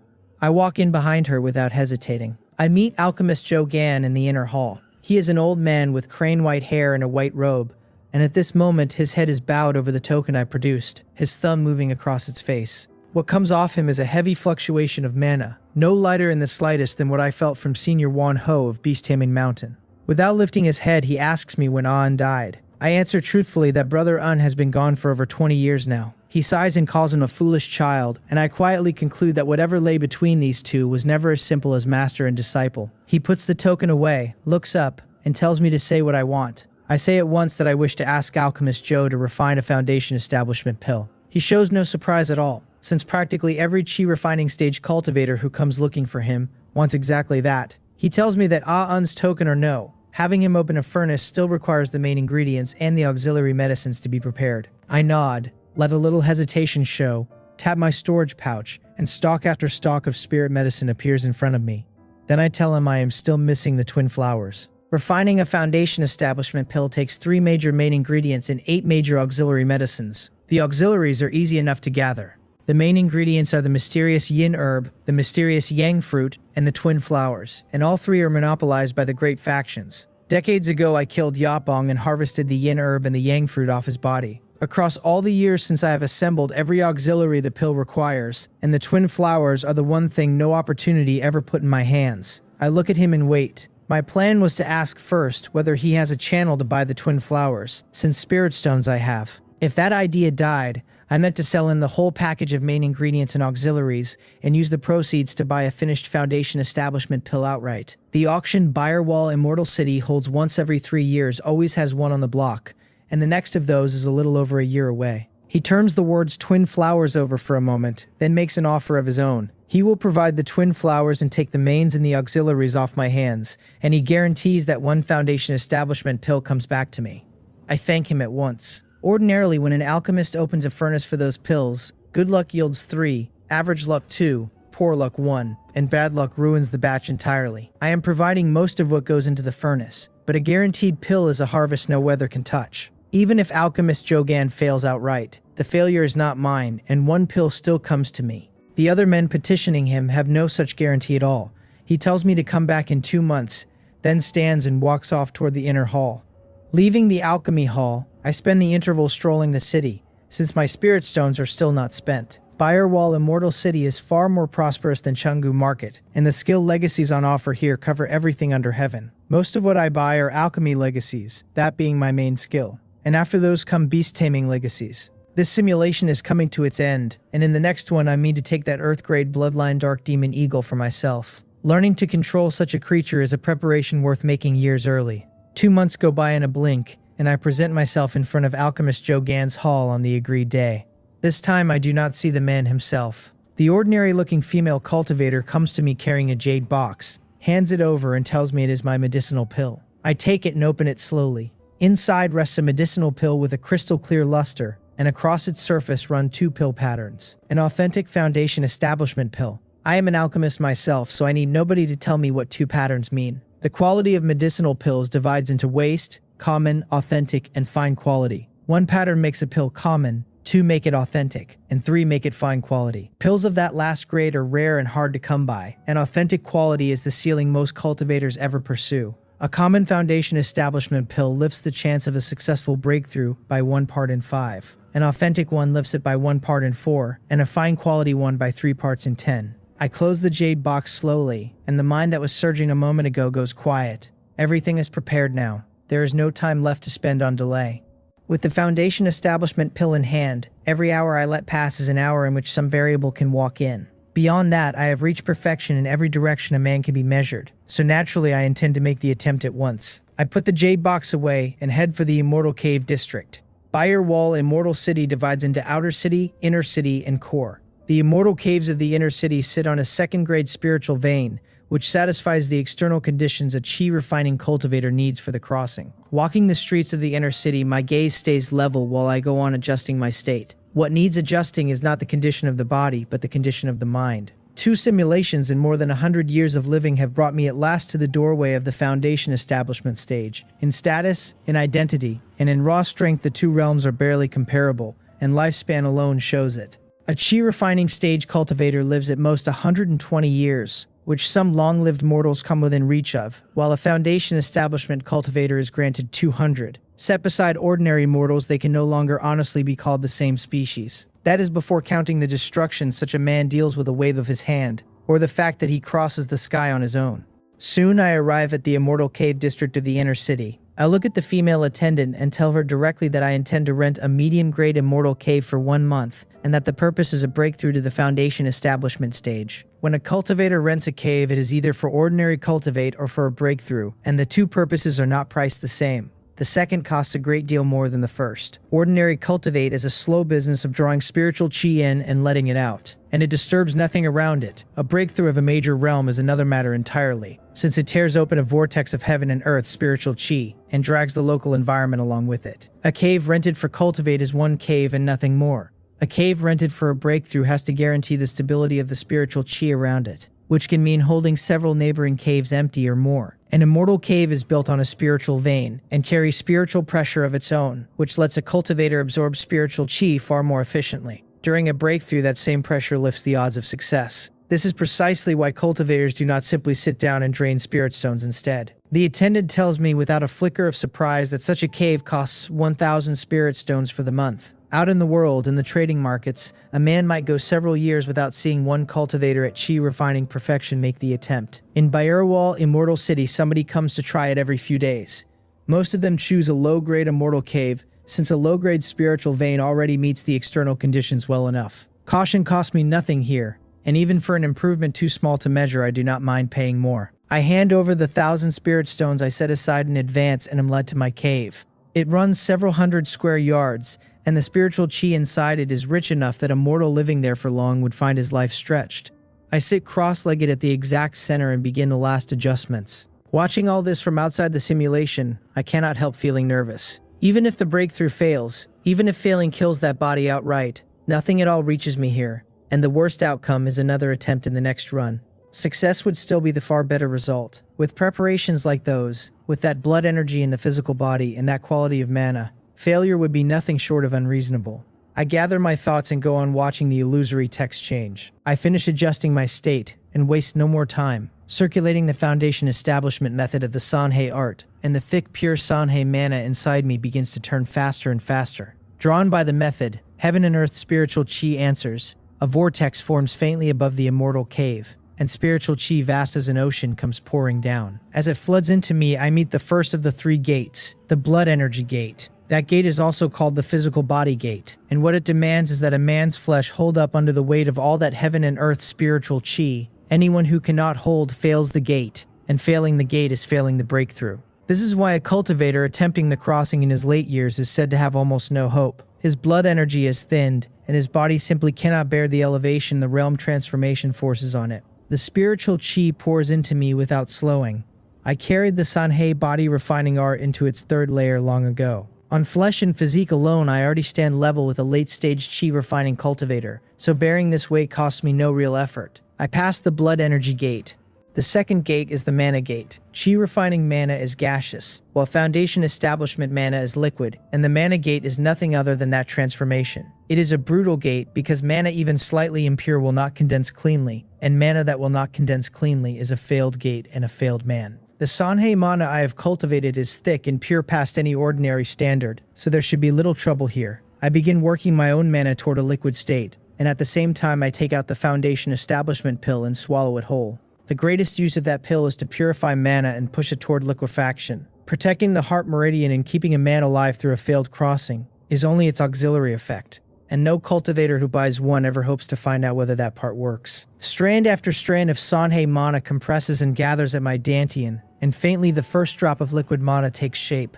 I sense that drop carefully, and an invisible spiritual pressure begins to spread out of it. A foundation establishment cultivator can sweep away any chi refining cultivator with one careless spell, and this liquid mana is the whole reason, An ordinary man entering the foundation establishment stage eventually turns all his gaseous mana into 9 drops, but the Sanhei art is known for its thickness and its purity, and it allows 13. Drop follows drop. Several days go by, and 13 of them hang in my dantian, giving off that invisible pressure. The mana gate is passed. Between the blood energy gate and the mana gate, more than 10 days have gone by in the world outside. A smooth attempt at foundation establishment does not normally run past 20 days. I am condensing more liquid mana than an ordinary cultivator would, so I have spent a little longer than most. That leaves the divine sense gate. I settle my mind and sink into my sea of consciousness. Across 2 simulations in over 100 years, the time I have poured into alchemy is no less than the time I have poured into cultivating.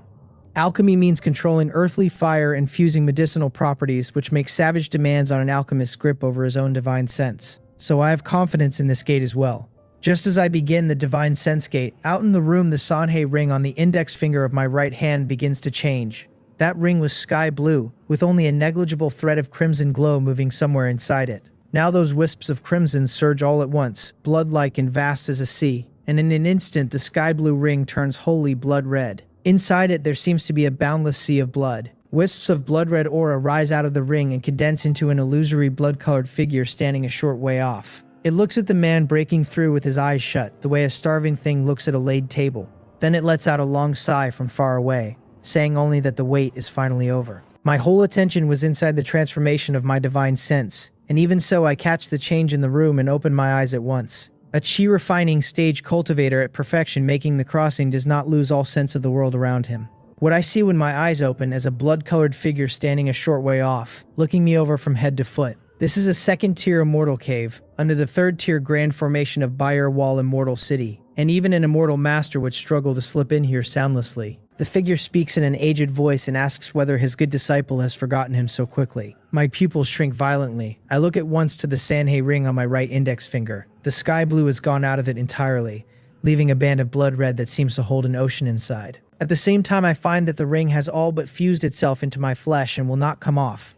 Thoughts come at me like lightning, and in the end I look at the figure and ask whether he is Master Hyole. He tells me I have it right, and that this immortal master is indeed who stands before me. Then he says slowly that long ago the old fellow Sanhei used every road he could find to lure him into the secret realm. There the power of that realm ground away his physical body and golden core, and at the end the Sanhei ring sealed the last trace of his soul. He explains that the blood sea undying method he cultivates is unmatched at preserving life, and that a soul without form cannot simply be snuffed out. Sealing him and wearing him down slowly was the only road left open. The figure has plainly been sealed too long with nobody to talk at, which is the only reason he pours all this out to a stranger. While he speaks, I feel very clearly that the ring is feeding wisps of aura into my body without pause. He is talking to hold my attention and buy time, so that the power in the ring can sink deeper into my flesh. He goes on to say that the old fellow miscalculated, because spending so much of his own strength on the sealing left the secret realm unable to hold itself shut. Loopholes opened, outside cultivators wandered in, and one of them carried the ring back out into the world. Then he laughs, wild and long and thoroughly pleased with himself. I steady my mind and ask what it is he needs me to do. Ill intent is coming off the man in waves, and I intend to try bargaining anyway. He stares at me, and for the first time something like feeling enters his voice, as he says he has roamed for 200 years, and never once met anyone this foolish. Listening to him, I understand that across the past several decades this figure, wearing the face of the Sanhei ring spirit, truly did pay an enormous price to change my tendons and cleanse my marrow. He tells me plainly that I need do nothing for him, only offer up this physical body. I ask him whether he means to perform possession on me. He agrees, and since he holds the winning hand and the ring is quietly eating me from inside, he is happy to talk. He asks what else he could have paid such a price for if not to nurture this body of mine. His physical body and golden core were ground away inside the Sanhei secret realm more than 200 years ago, and the single trace of soul that survived needed a new carrier badly. Naturally, he looked down on the body of any ordinary chi refining stage cultivator. That is why he set me on the Sanhei art and the Sanhei body refining art, and why he spared nothing on the cleansing of my marrow.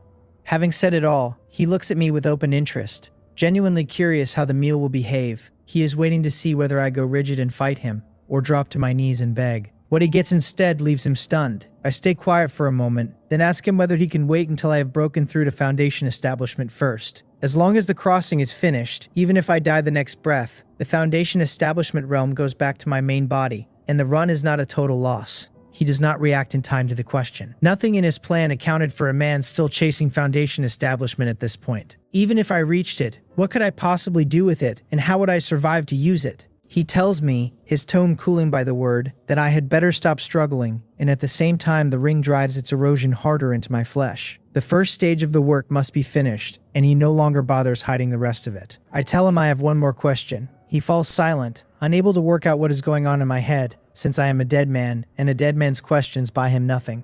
I ask him straight out whether the Sanhei art and the Sanhei body refining art carry any hidden dangers. He frowns and says of course they do not, that this is an orthodox ancient legacy. My body is the carrier he means to move into, so it would be lunacy for him to plant a flaw inside the arts that built it. Then I ask whether he will let me look at the core formation chapter of the Sanhei art. What he handed me held only the chi refining chapter and the foundation establishment chapter, and the core formation chapter never came. At the time it seemed a small thing, since I was not even at foundation establishment and core formation lay a lifetime away. He falls silent a second time. He suspects I have gone out of my mind, asking questions with nothing to do with anything, while my life burns down in front of me. Seeing that he cannot be troubled to talk to me any further, I let out a small sigh. Around then, the figure feeding my body chi through the blood sea ring notices that something is wrong. Right up until his power finished flooding my flesh, I never once resisted. In his mind it made no difference whether I fought or not, since he had already mapped exactly how I would mobilize my chi and blood and where I would try to seal the invasion. The single thing he never accounted for was that I would simply hold the door open and let him walk in.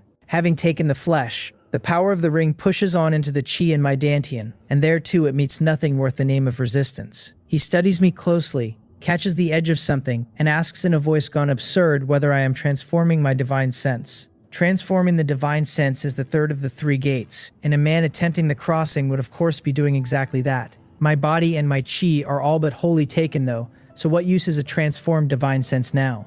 I say nothing and go on with the work blindly. Before long he has infiltrated all 13 drops of liquid mana in my dantian. Then the power of the blood sea ring takes my chi and blood together with the liquid mana and drives straight for my sea of consciousness. At that exact moment I finish the transformation of my divine sense. I cross the divine sense gate, and having crossed all three of them I step into the foundation establishment stage. I open my eyes and look at the blood-colored figure again. Everything in this body except the sea of consciousness has passed out of my control. He asks whether the transformation is finished, and whether I mean to send a foundation establishment divine sense fleeing out of here to possess some chi-refining cultivator down the street. He turns the idea over, because that truly is my one road to survival, and a thin road is still a road. Everything I have done has run past the edge of his expectations, when his plan left me no chance at all. A trace of madness comes into my eyes, and what I give him back is not an answer but an obscenity about his mother. This is by your wall, immortal city, wall to wall with grand formations, and a fleeing divine sense would be pinned and refined the moment it cleared my skull. After that I would be soul-searched at leisure. Beyond that, nobody can promise me that a man like Master Hyolhei keeps no second knife. I hold his gaze and detonate my divine sense without a moment of hesitation. My sea of consciousness bursts, and under his shocked and furious eyes my head comes apart like a dropped melon. I die and the simulation ends. The illusory text shifts rapidly and comes to rest on the line telling me that this simulation has ended. I let a soft breath of relief out of me. Honestly, I could have simply closed the simulation myself at the end there. I detonated my divine sense on purpose, purely to spoil Master Hyolhei's evening, and blew my own head apart doing it. He wanted this body for possession, and I would not even leave him a body worth exploding. The shock and rage in his eyes at the last instant tell me plainly that he is furious. For a physical body meant to carry a possession, being whole is everything, and a missing arm or leg is a serious loss. Never mind a missing head. Master Hyolhei will very likely have to go looking for another carrier altogether. Decades of cultivation and dozens of sessions of changing tendons and washing marrow have all run into the ground. I sit with that thought and find it deeply satisfying. None of this is over. Master Hyolhei was sealed inside the Sanhei ring by Master Sanhei over 200 years ago, and he can go on waiting. The next simulation, the one after that, and thousands upon thousands after those all belong to me. For a man who can simulate without limit, failure holds no terror, because there is always another beginning waiting. This time Master Hyolhei played me. Next time, or the time after, it will be my turn to play him. I am also quietly glad that I spent every spirit stone I had before making the attempt. Spending it was insurance against exactly the worst case, since even cultivators with earth-grade spiritual roots, the pride of the whole cultivation world, occasionally fail the crossing. My body and my mana were flawless under Master Hyolhei's care, and I still prepared for failure. That preparation has proved its worth handsomely, and the great mass of skill legacies sitting in my memory, bought with tens of thousands of spirit stones, is the proof of it.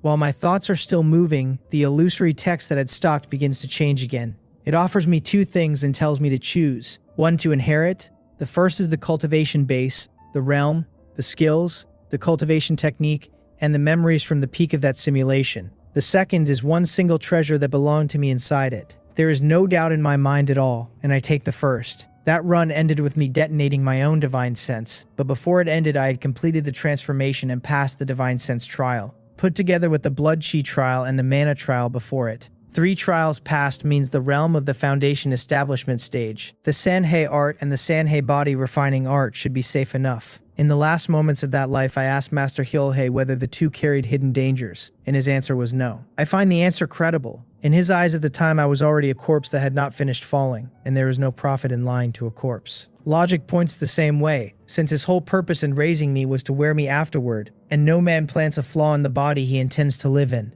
Even taking a step back, if the two arts turned out to be poisoned, I could discard them inside a simulation and cultivate something else. For my real body, a reset is not so easy a thing. The changing of tendons and washing of marrow is the part I keep turning over. If he planted no trap inside the cultivation techniques, he very probably planted one across those dozens of sessions. Even so, what of it? What I am inheriting is cultivation base, realm, skills, cultivation technique, and memory, and hidden traps do not come across with them. The medicinal toxins that saturated that body were not inherited either.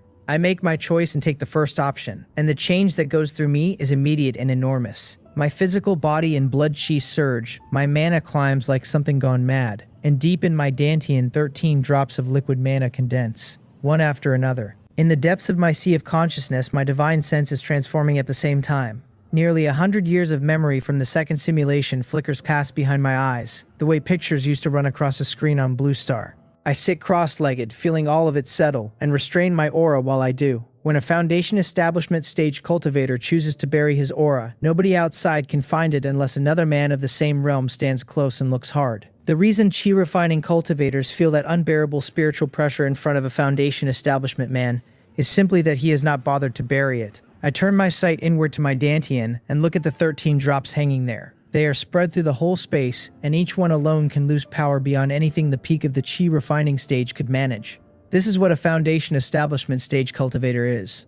13 drops instead of the ordinary 9 is entirely the doing of the Sanhei art. My physical body has not changed nearly as much. Before the attempt I had already taken the Sanhei body refining art to its 3rd layer, and the flesh alone stood level with an ordinary late-stage chi refining cultivator. Stepping into the foundation establishment stage has improved it somewhat through the infusion of heaven and earth spiritual chi, but the gain is nothing beside the change that came over my mana. That does not surprise me, since the physical body and mana are 2 different roads. In the ancient era, men divided into ancient cultivators and body cultivators, standing for chi and for flesh, and both of them paid close attention to divine sense, so I let my divine sense out. Through the whole of the chi refining stage it reached 20 or 30 feet at the absolute most. Now when I release it, everything inside 300 feet lies open to me as clearly as the lines on my own palm. By the common knowledge I hold, a normal cultivator newly arrived at the foundation establishment stage covers 200 feet and no more. The Sanhei art is worthy of the name of an ancient legacy.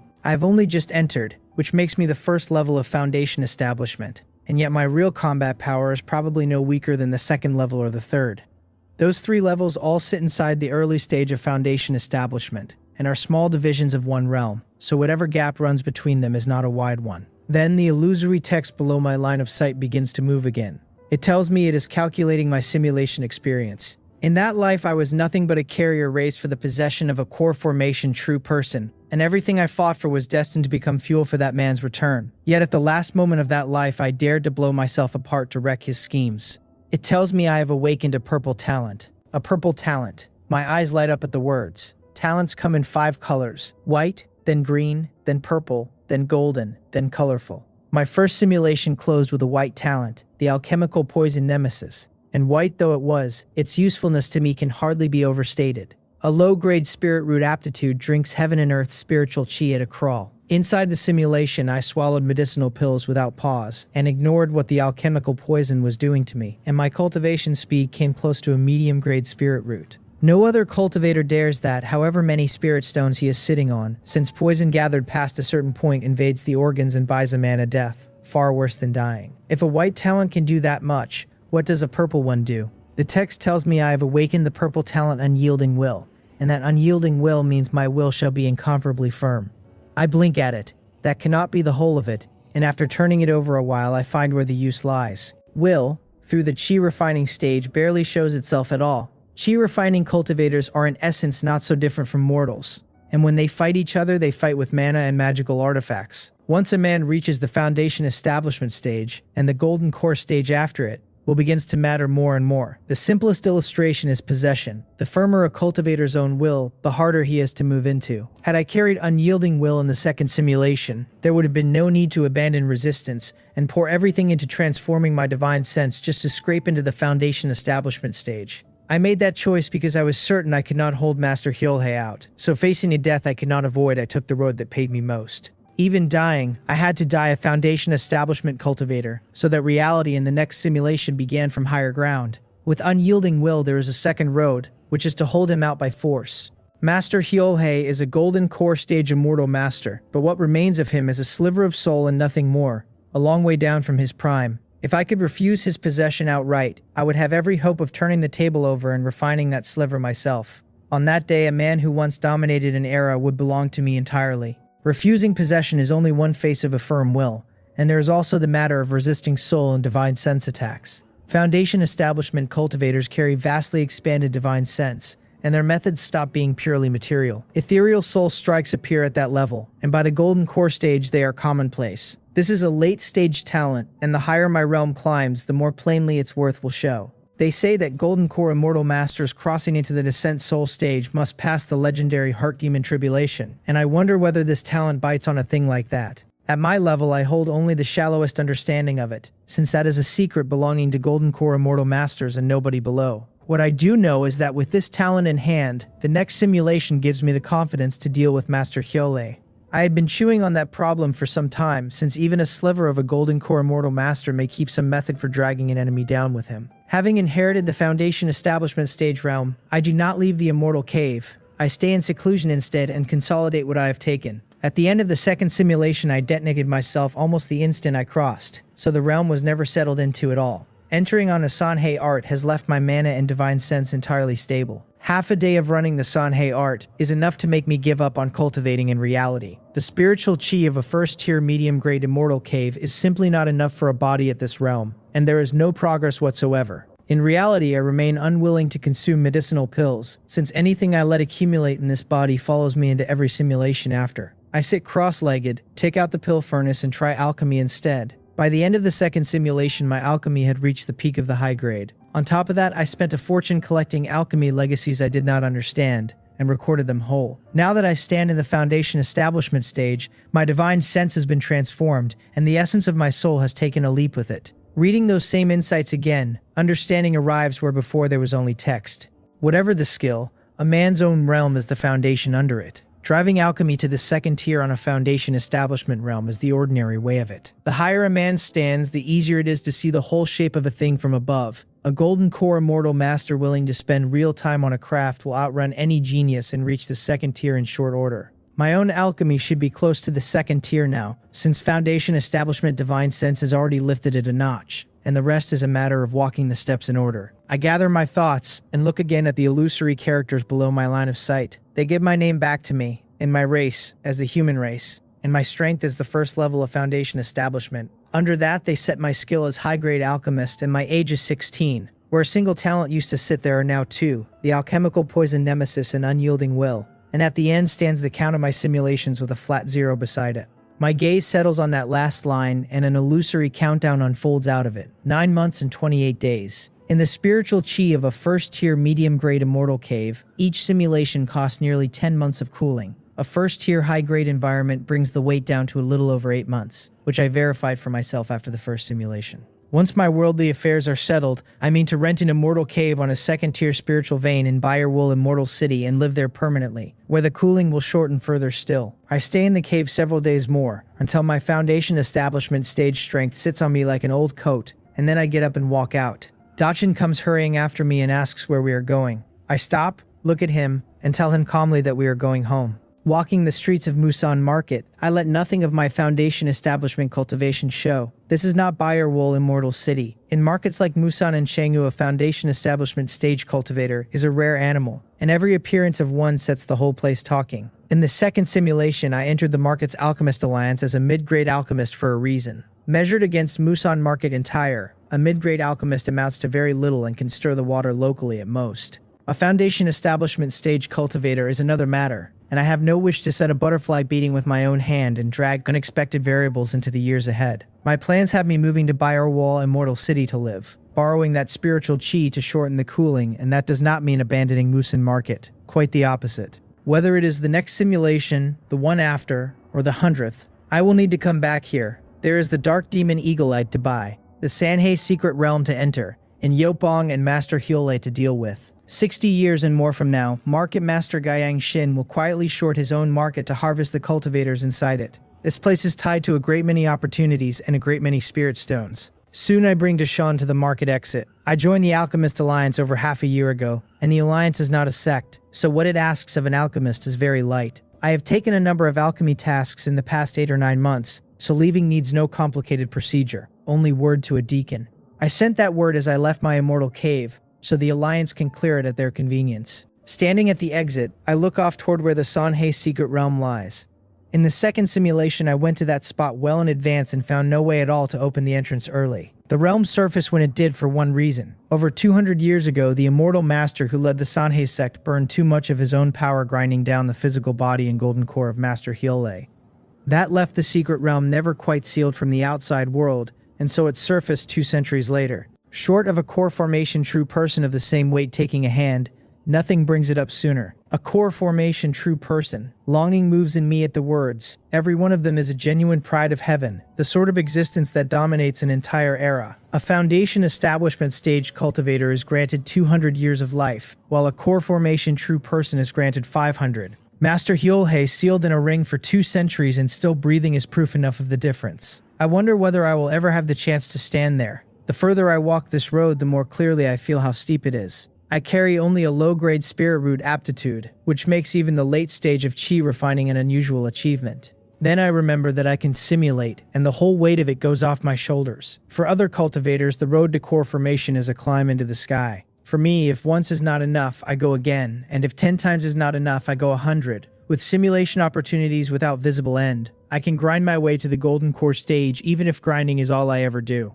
Not long after, I bring Dahun to the foot of Musan Mountain. I sweep my divine sense out, and everything inside 300 feet lies open in perfect detail. Between that and the perception of foundation establishment cultivator carries, I confirm there is no other cultivator near us. I tell Dakun not to be afraid, condense a sky blue light of escape under my feet, and rise into the air with him beside me, heading for the mortal realm. Chi refining stage cultivators need magical artifacts to fly and pay heavily for the privilege. For a foundation establishment stage cultivator, ordinary flight is a daily habit, and he can cross the sky and travel through Earth on his body alone. Dachin's eyes go wide and he says we are flying, and then he sees me in front of him and his heart settles. The speed is enormous. Standing among the clouds, looking down at mountains and rivers and grass and trees, I feel more refreshed than I have in 100 years of living. Several hours later, deep inside a dense forest, a slaughter is underway. 3 late-stage chi refining cultivators have a man and a woman surrounded. The male cultivator's face turns ferocious, and he prepares to self-destruct and take them with him.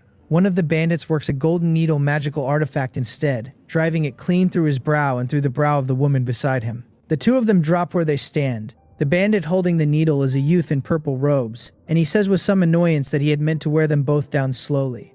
Before the 3 of them can count their takings, I let a gentle voice fall on them. I ask these young friends why men of such an age have gone over to the evil path and taken to making a living by plundering other cultivators. A streak of sky blue escape light comes down out of the sky. The purple-clad youth's brow twitches as he looks up at it, and what he sees is a man in white standing with his hands behind his back, with a sturdy and burly man behind him. He demands to know who I am, and his heartbeat climbs as he asks, because he cannot read my background and the big man at my back does not look like a cultivator. I tell him there is no need for him to know. Then my mind stirs, and vast Sanhei mana surges out of me and condenses into an enormous hand that presses down on all 3 of them. The youth's face fills with terror. He shouts that this is Foundation Establishment stage mana, begs me to spare their lives, and offers up every treasure they hold. Under a hand made wholly of Sanhei mana, he feels his own limbs go slow, and dodging is not available to him. Then the hand comes down, and the purple-clad youth and the two bandits behind him become a pool of flesh and blood on the forest floor. If I kill them, their treasures are mine as well. I put out my right hand, and several storage pouches come flying to me. 4 medium-grade magical artifacts, 5 low-grade ones, and that golden needle whose quality sits close to the high grade. Wealthy as I was across the simulations, in reality I am still a poor man. All the way back toward the mortal Gan Kingdom, I keep half an eye on the ground and act whenever bandit cultivators cross my path. Killing them costs me nothing at all in conscience, since killing is precisely how such men eat. Bullying weaklings really is comfortable. I clean the ground up quickly. Had I still been at the chi refining stage, even at its perfection, finishing those 3 would have taken everything I had. In the second simulation, I drove over a dozen bandit cultivators into the Gan Kingdom royal family. That took my own strength, plus high-grade magical artifacts waved in their faces to keep them obedient. Now a few chi refining bandits need nothing but vast mana brought down on top of them, and it costs me no effort worth the name. Only a few days pass before my deliberate searching turns up over a dozen dens of rogue cultivators. All of it rests on the expired information I went out of my way to gather during the second simulation. Cultivators who meet such men and escape tend to tell the story afterward, and those stories are generally worth nothing. A rogue vigilant enough to survive moves his den the moment he knows he is exposed. Expired information, though, becomes something else when it arrives decades early, and in the present it amounts to precognition.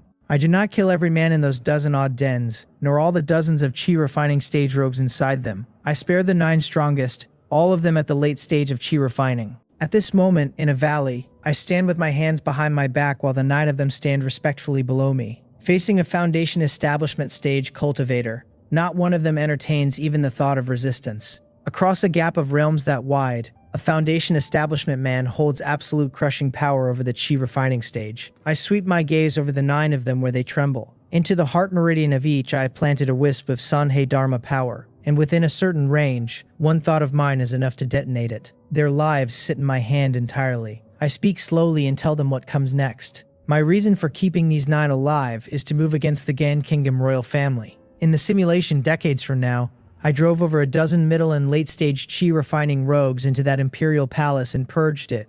I know its secrets, and the strongest cultivator inside it was only middle-stage chi refining. Being strongest decades later says nothing certain about who was strongest decades earlier. As a foundation establishment stage cultivator, I will not put myself in that room, negligible as the danger looks. This is reality and not a simulation, and out here the safer road is always the better one. Once they learn their task, the 9 of them nod and say they understand. One day later I arrive at the capital of the Gan Kingdom, and the 9 follow their orders and slip into the imperial palace. Dachun I sent back to the Jew mansion well in advance, to tell my parents and my 2 brothers to be waiting there. I stand on the capital wall and look toward the palace. These 9 stand far above the dozen-odd rogues I drove in the second simulation. Soon several surges of spiritual chi rise out of the depths of the palace, and are quelled almost as fast as they appear. The wisp of Sanhei Dharma power in each heart meridian tells me plainly enough who is still alive down there. Half an hour later, one of them comes to report. He says in a low voice that they took the emperor and the cultivators at the palace exactly as instructed, and that there was no indiscriminate killing. I nod slightly. Then he hesitates a moment and adds that they found a cultivator in the palace they suspect belongs to a demonic sect. That takes my interest immediately. Across 2 simulations, I have picked up intelligence about demonic sect cultivators here and there, and such men are not common in this region. Running hundreds of thousands of miles west from the mortal Gan Kingdom, one comes eventually to the territory of the 9 Nether demonic sect. Its cultivators use cruel methods and take open pleasure in slaughter, and their conduct is nothing like that of normal cultivators. The rogue tells me quickly what they extracted. The man is named No Mock, and holds only middle-stage chi refining cultivation. Some opportunity put a demonic sect legacy into his hands, after which enemies hunted him, and he fled all the way into the mortal realm, and buried himself in the imperial palace. Under questioning, he admitted that he needs mortal essence blood to heal his injuries, which is why he attached himself to the Emperor of Gan. In exchange, he offered to extend the Emperor's lifespan with a demonic sect secret technique. Hearing that, I understand at last why the Emperor of Gan was willing to risk his own kingdom coming apart in order to strike at the first prince. It was never only that the prince's reputation had climbed above his own. It was that the Emperor of Gan had been shown the hope of returning to his prime and going on living. What I still cannot place is why he then survived only a few more years. In both simulations, he died of old age not long after moving against the Jew family, and the fourth prince, who served as a puppet, took the throne after him. Perhaps the demonic sect cultivator deceived him, or perhaps the secret technique simply failed. From the height of a Foundation establishment stage cultivator, stretching a mortal's lifespan is not difficult, though it has limits. Inside 100 years it can be managed, and past 100 years the price climbs beyond all reason. I keep my tone flat and tell the man to bring the demonic sect cultivator to me. In the second simulation, there were no demonic sect cultivators anywhere in that palace decades later. No Mock, notorious in his own small way, considers his luck to be the worst in the world. He clawed his way to the middle stage of chi refining, only to be hunted by enemies until he had no options left, and fleeing into the mortal realm was the last of them. The spiritual chi there is thin, and no cultivator stays long, so his pursuers searched a while and went home one after another. Feeling safe for the moment, he sought out the emperor of a mortal dynasty, tempted the man with a secret technique for extending life, and had him collect essence blood for the healing. He had not been recovering many years before 9 late-stage chi refining cultivators closed on him deep inside the palace. 9 of them, working together. The enemy who chased him out of the cultivation world was a single late-stage man at the 7th level, barely across the threshold. These 9 stand at the 8th level at the very least. So no Moke was suppressed without the smallest suspense, and under interrogation he gave up everything without hesitating. He trembles and cannot imagine what about him drew so many great cultivators. Then the one who questioned him returns and tells him indifferently to come along, since the senior wants to see him. His legs go soft under him. Men of the late stage calling somebody senior is a thing he does not dare finish thinking about. Led by the man, he finally sees the senior in question, a figure in white whose aura he cannot begin to fathom, and he drops to his knees and kowtows over and over. I look at No Mock and tell him to open his heart and mind of his own accord and offer no resistance. What I intend is a soul-bewitching spell, so that I can question him a second time, and the spell works much like the thing Blue Star used to call hypnosis. With the divine sense of a Foundation establishment stage cultivator behind it, I can bewitch a middle-stage chi refining man so completely that he hides nothing and answers whatever is put to him. As for why I do not simply search his soul, a forced search often comes back with memory fragments full of holes. Worse, it wakes the defensive consciousness of the man searched, who tends to end up an idiot afterward, which is no better than a corpse for my purposes. So I bewitch him first and search him after, which is the safest order. No Mock studies himself and agrees. The next moment he feels an irresistible divine sense spreading toward his sea of consciousness, and his heart lurches with the understanding that this really is a Foundation establishment stage cultivator. Those fluctuations run far past anything the chi refining stage produces. After that he feels nothing at all. I look at the man's stiffened face and begin asking questions. First I tell him to account for himself and explain why he came to the Mortal Gang Kingdom. He answers that his name is No Mock, that he cultivates the 9 yin demonic scripture, and that he stands at the peak of the 6th level of chi refining. 10 years ago, enemies hunted him until he had to run for the mortal realm. The name of that scripture moves my expression slightly, since across 2 simulations I have very rarely met a demonic path cultivation technique. He tells me that over 40 years ago he found the remains of a demonic path cultivator inside a cave, and took the technique and a number of related secret arts off the body. Then he confesses everything he knows about the scripture, and every one of the arts. Demonic path cultivation techniques really are extreme things. A normal technique draws in heaven and earth spiritual chi, and transforms it for the cultivator's use.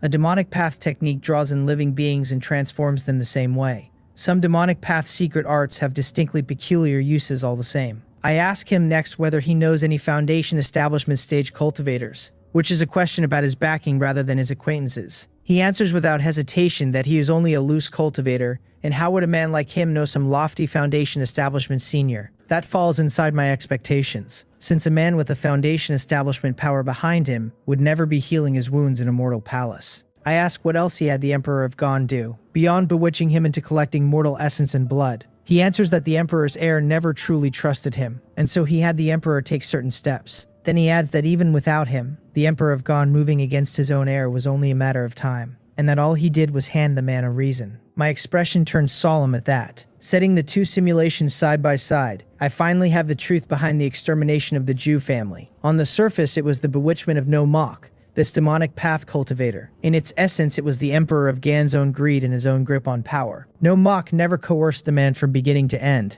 and could not have done so if he wished. The Gan Kingdom royal family kept a middle-stage qi refining cultivator of its own on guard. I ask him whether the promise to extend the emperor's lifespan was true or false. He says false without hesitating. He explains that he overdrew a little of the old man's remaining potential, which let the emperor feel the hope of more years arriving. Once the essence and blood were collected, he would have stopped caring what became of him. Hearing that, every remaining doubt in me settles. So the Emperor of Gon was swindled, which explains neatly why he died so fast in both simulations. After that, I ask many more questions from many directions and get every answer I want. Then I cast the soul search spell on him directly. The questioning has told me exactly what sort of creature Nomok is, and there is no evil he has not committed.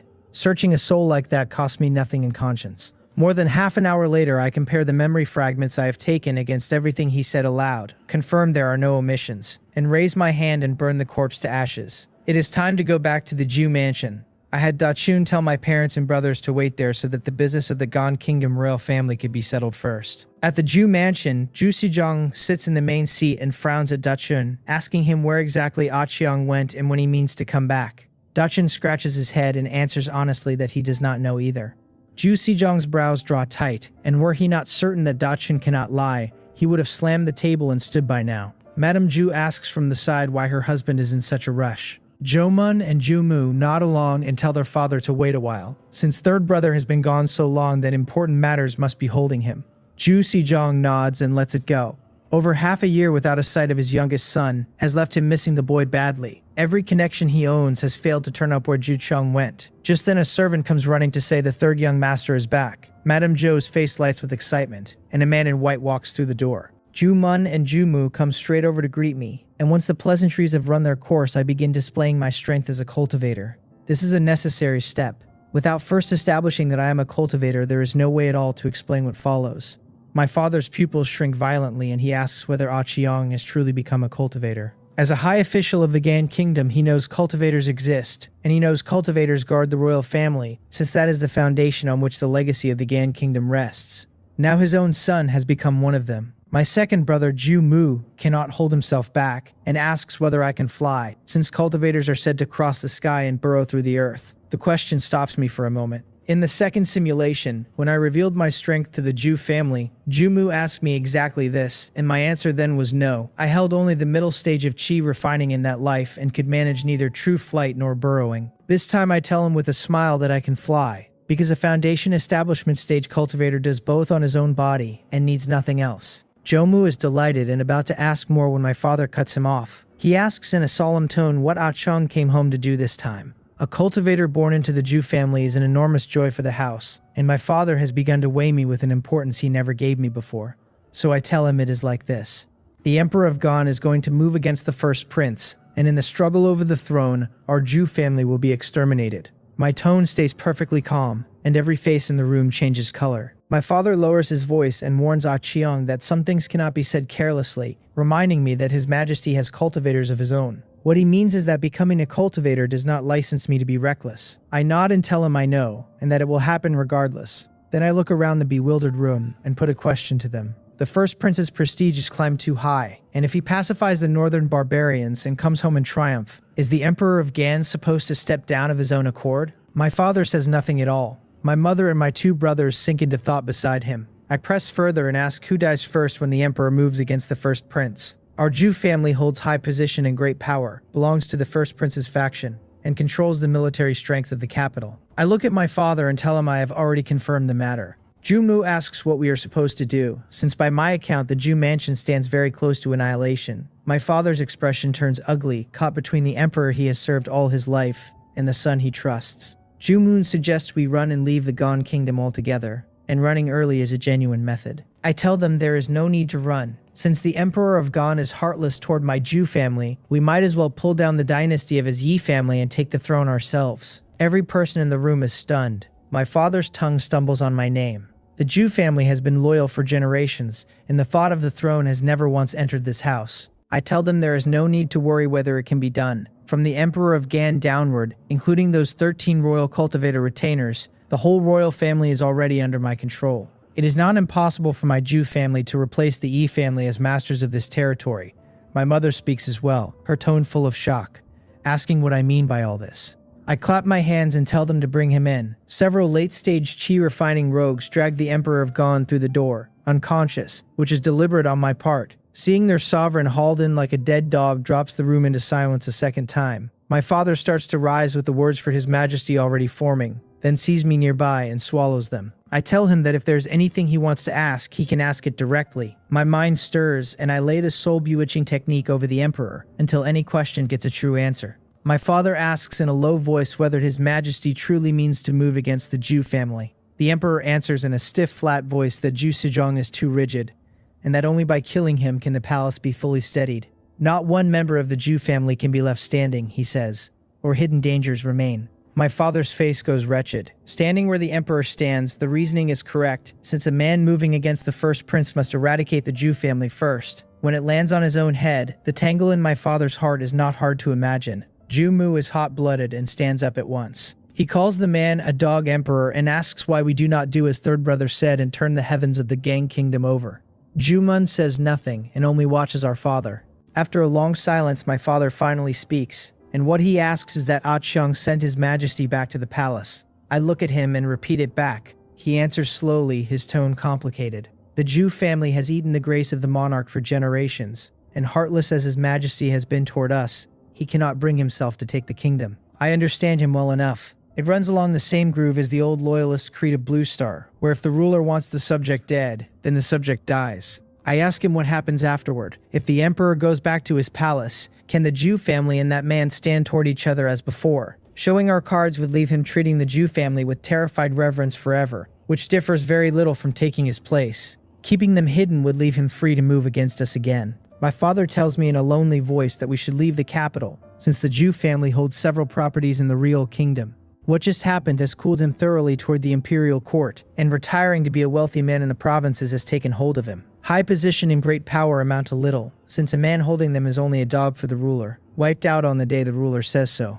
I turn it over and decide the choice is not bad. It will at least be a freer life, and I have never had any interest in worldly power. My mother and both my brothers raise no objection. While the Zhu mansion quietly prepares to leave the capital for the real kingdom, I have my subordinates carry the Emperor of Gon back to his palace. Before he goes, I do something to him, and the man will not live out the month. He authored the Zhu family's annihilation across 2 simulations, and I have no intention of leaving him alive. The same holds for that demonic cultivator, No Mock. With that finished, I go north to the border once more and meet the first prince. After I display strength enough to sweep away tens of thousands of troops, he stands trembling in front of me. I bear him no malice at all. In my childhood memories, the first prince once carried me on his arm. But for this business with the Emperor, had he inherited the throne, he would likely have gone down as an enlightened monarch of the Gan Kingdom. I do not go to him as the third young master of the Zhu family, though, and wear the face of a passing cultivator instead. He thanks me respectfully for the warning and says he will turn back for the capital at once. All I did was mention a few of the Emperor of Gon's plans while I was there. As for how a passing cultivator came by them, I said I had been hunting a demonic cultivator, and one invented reason is as good as another. Then I add that I have some affinity with that Zhu family, and have taken the whole house away, so there is no need for him to go looking when he gets home. That was the purpose of the visit, since it saves him turning the kingdom over for Zhu Sejong once the throne is his. He does not dare object. 1 month later, in the Gangnam region of the Ryle Kingdom, the climate is far milder than the Gang Kingdom, and the customs simple and honest. I escort the Zhu family down there in secret, and watch them put their roots into the ground. My worldly matters are concluded, and my gaze stays calm as I think it. This time I have spent nearly 2 months pulling out the hidden danger that annihilated my family, and clearing my worldly karma. Next comes the road of cultivation, and nothing else. 1 month later, I am crossing the clouds on a sky blue escape light, and Bayerwall Immortal City lies less than a few thousand miles ahead of me. With my mundane family affairs settled, I have come the whole way without stopping. This is the place I marked out during the second simulation as the place I would one day settle. For nearly 100 years in that run, I watched Bayerwall Immortal City from a careful distance. And in all that time, no crisis event ever came near it. Master Bayerwall is a golden core stage immortal master whose influence spreads over an enormous stretch of territory. Immortal masters of her own level have to give her face. What matters more to me is the other thing I learned about her, which is that her character is good. She came up out of a loose cultivator background and achieved core formation 157 years ago. The Taiwan Palace invited her afterward to sit as a guest elder, and she refused. The Taiwan Palace is a nascent soul-level power, and the true dominator of this region. With the palace at the center, the surrounding million miles and more are called the Taiwan region. Musen Market and Chonggu Market lie inside it, and so does Beast Taming Mountain, and so does Baiyerwol Immortal City. Away to the west lies the Nine Nether Domain, which belongs to the sphere of the Nine Nether Demonic Sect. Having refused the palace, Master Baiyerwol built her immortal city as a loose cultivator. In the early years, cultivators with powerful backgrounds came to make trouble, and she dealt with them so severely that the trouble stopped. Across the 100-odd years since, the city has flourished at a pace that must alarm its neighbors. It is now the largest gathering place for loose cultivators in the whole Taiwan region. The law enforcers here treat every man the same and will not bend for a cultivator with a faction behind him. They will even take up a matter from the loose cultivator's side, which is close to unheard of. Her reputation holds, her character is guaranteed, and no dangerous event will touch this place for decades yet. On top of that, the city offers spiritual vein immortal caves at every level a man could want.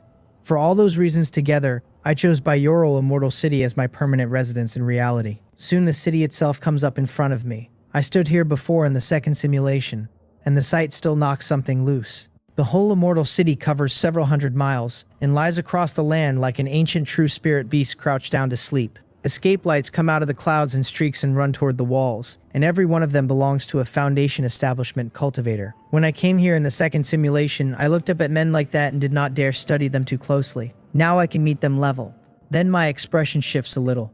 One escape light carrying a heavy spiritual pressure comes down from higher in the clouds and passes straight over the gates without slowing. That must be an immortal master. Only a golden core stage immortal master holds the right to enter this city without going through a gate at all. I am no immortal master, so I go down to the gate like everyone else. The chi refining cultivators queue, but the Foundation establishment gate stands elsewhere with no line, and its keepers are a great deal more respectful. I have disguised myself for this trip, and what the world sees is an unremarkable middle-aged man. The preparation is not optional. My real age is under 17 years, and a face that young on a Foundation establishment cultivator would cause a sensation even here. Age cannot be read off a cultivator's face, and youth-retaining pills exist besides, but there is no profit in inviting questions. The method I use adjusts the muscles of my face and contracts the bones beneath them. No mana and no spell goes into the work, so even an immortal master would struggle to see through it. In a sense, the face I am wearing is as real as the other one. Knowing these streets already, I go straight for the Immortal Cave district of the inner city.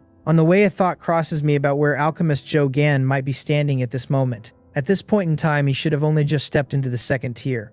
I am curious and nothing more, since I have no intention of looking. If I want to know, I will find out inside a simulation. In reality, my whole task is to leave as small a mark as possible, so that nothing in the future shifts under me. A female receptionist comes forward the moment I enter the district. In a voice deliberately roughened, I tell her to take me to the second-tier high-grade immortal caves. She leads me into one soon enough. The spiritual chi inside is thick to the point of feeling solid, and a late-stage Foundation establishment cultivator could work in it comfortably. I have not come here to cultivate. I have come to see how far an environment like this drags my cooldown down. The illusory text at the bottom of my vision gives me the answer. In a second-tier high-grade immortal cave, the final cooldown time falls to 5 months and 22 days. Out in the ordinary chi-poor world, that same wait runs to 2.5 years. Under a first-tier medium-grade spiritual vein, it stood at 9 months and 23 days. I spent 2 or 3 months in the mundane world before arriving, so the full figure must sit above 5 months and 22 days and inside 6. I tell her calmly to show me the second-tier medium-grade caves as well. Standing inside one, the text gives me 6 months and 19 days. After that, I look at a second-tier low-grade cave, and there the number settles at 7 months and 3 days. I would like to see a third-tier cave too, and then I think better of it. A Foundation establishment cultivator has no business inside a third-tier immortal cave, and the walk alone would be conspicuous. Beyond that, looking would gain me nothing, because I have no intention of leasing one. Baiyerwol Immortal City stands on a large third-tier spiritual vein, and every third-tier cave inside it is precious past reckoning.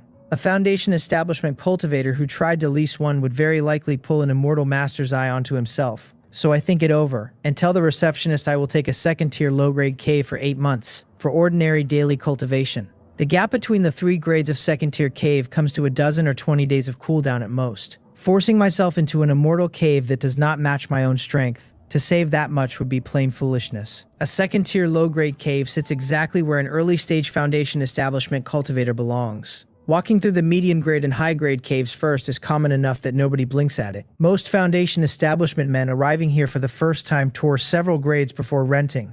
They want to feel how this city's caves compare with those elsewhere. She smiles and tells me the price. 470 spirit stones for 8 months. In the second simulation, I rented a second-tier medium-grade cave in this same city in order to break through to the foundation establishment stage, and that one cost 1,000. The difference is not greed. Crossing a major realm demands a stable spiritual vein environment, so the price of a breakthrough cave stands far above the price of a cave rented for ordinary work. A large part of what I paid then was a protection fee besides. A man breaking through inside Buyer Wall Immortal City has his safety guaranteed, while one in some markets cave has no such guarantee. That second reason, and not the first, is why I chose this city back then. I tap my storage pouch and hand the spirit stones over. On the road back to the Mortal Jew mansion, I used what my simulations told me and swept a band of rogue cultivators. Spirit stones are not my problem. The formalities finish quickly and I am taken to my cave, which runs 200 or 300 square yards. I sit down cross-legged at the point where the spiritual chi runs thickest. This time I have not brought Da-chun. I left him with my parents before setting out, and the purpose of that was plainly their safety.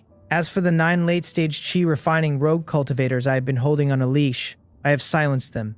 Rogue cultivators are poor in character, spending their years plundering, and their methods are cruel. While I stood over them, there was no difficulty in keeping them frightened. Once I left for a city thousands of miles away, no argument would let me feel easy about them standing near my parents. Before I left, I taught Da-chun the Sanhei body refining art, and put aside a batch of body refining resources for him. A body refining art asks little of the spiritual chi around it, and much time tempering the flesh. My parents' house suits him perfectly well. Da-chun was not weak to begin with, and with that art he is more than enough to guard the Jew family. Zhu Xijang would not have dared bury the household in the Gangnam region of the real kingdom without making preparations of his own. Da-chun is there for the extreme case that gets past every one of them. Now there is nothing to do but wait. I sit cross-legged in the cave with my eyes closed and turn my mind onto the art of alchemy. What the second simulation piled up has carried my attainment in the Tao of alchemy to the high-grade peak, and I could step into the second tier whenever I choose. Even a second-tier alchemist who cannot refine a foundation establishment pill alone enjoys an enormous lift in status. In Buyer Wall Immortal City, where foundation establishment cultivators are thick on the ground, that status climbs higher still. The alchemist organization here is called the Alchemy Hall, and I have no need to join it in reality. Every gathering place of cultivators grows one of these bodies sooner or later. Musan Market called its own the Alchemist Alliance, and this city calls its own the Alchemy Hall, and I will join this one in a future simulation. I joined the Musan Market Alliance in reality only because I urgently needed a stake of spirit stones. The first simulation had told me joining carried no hidden trap, so I went ahead.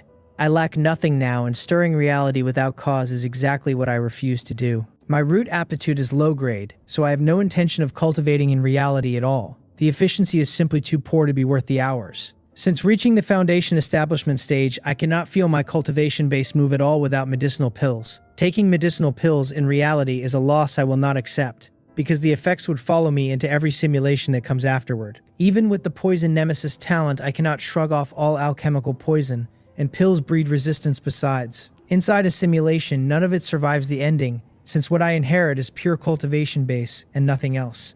Contemplating alchemy is one thing and practicing it is another, so I need materials and I have to go out and buy them. The trips are short, and their effect on the cooldown is too small to matter. Inside a large spirit herb pavilion, I am picking out several kinds of spirit medicine, when the talk of some cultivators nearby reaches me. One of them asks whether the others are ready, since the quota for the Buyer Wall pool comes out once every 10 years, and is about to be released. Another answers bitterly that an opportunity like that was never meant for loose cultivators to touch. A third says with open longing that soaking in the Buyer Wall pool can improve a cultivator's spiritual root aptitude, at least to some degree. Those last words catch on something inside me. I keep my face exactly where it is and walk out of the Spirit Herb Pavilion, and it takes a few days to gather what I want to know. The Buyer Wall Pool is a pool of precious medicine that perfected Lord Buyer Wall refined out of pity for loose cultivators. A cultivator standing below the earthly spiritual root aptitude can lift his own aptitude slightly by soaking in it. Every man gets one chance in his life, and only the first soak does anything. The pool has been opened 3 times so far, once every 10 years. The thing that unsettles me is that I never heard of it in the second simulation. If the Buyer Wall pool truly does what they say, some rumor of it should have reached me across 100 years. The only explanation is that the opening stops soon after, and this coming one may be the last, leaving my future self nothing to hear. It helps that I never asked about such things in that run, with the foundation establishment breakthrough eating my attention besides. A matter settled decades before I thought to look would slip past me easily enough. I rub my chin, and the decision forms. The next opening falls, 2 years from now, and I can certainly fight for it inside the simulation. A cultivator's spiritual root aptitude is handed down by heaven, and even so it can be lifted by acquired means. I saw that proved during the second simulation. The soul of Master Hyolhei, sealed inside the Sanhei ring, burned its own origin dozens of times to cleanse my marrow and strengthen my bones. That is the only reason a low-grade spirit root carried the Sanhei art to perfection at the ninth layer of Qi refining. The Sanhei art came down from the ancient Sanhei lineage, and the Sanhei sect inherited only a sliver of it. So the art is punishing to cultivate, and generous in what it returns. And holding off old age is the smallest of its gifts. By my estimate, each marrow cleansing carried my aptitude up to medium grade or somewhere near the edge of high grade. The trouble is that the improvement was never permanent.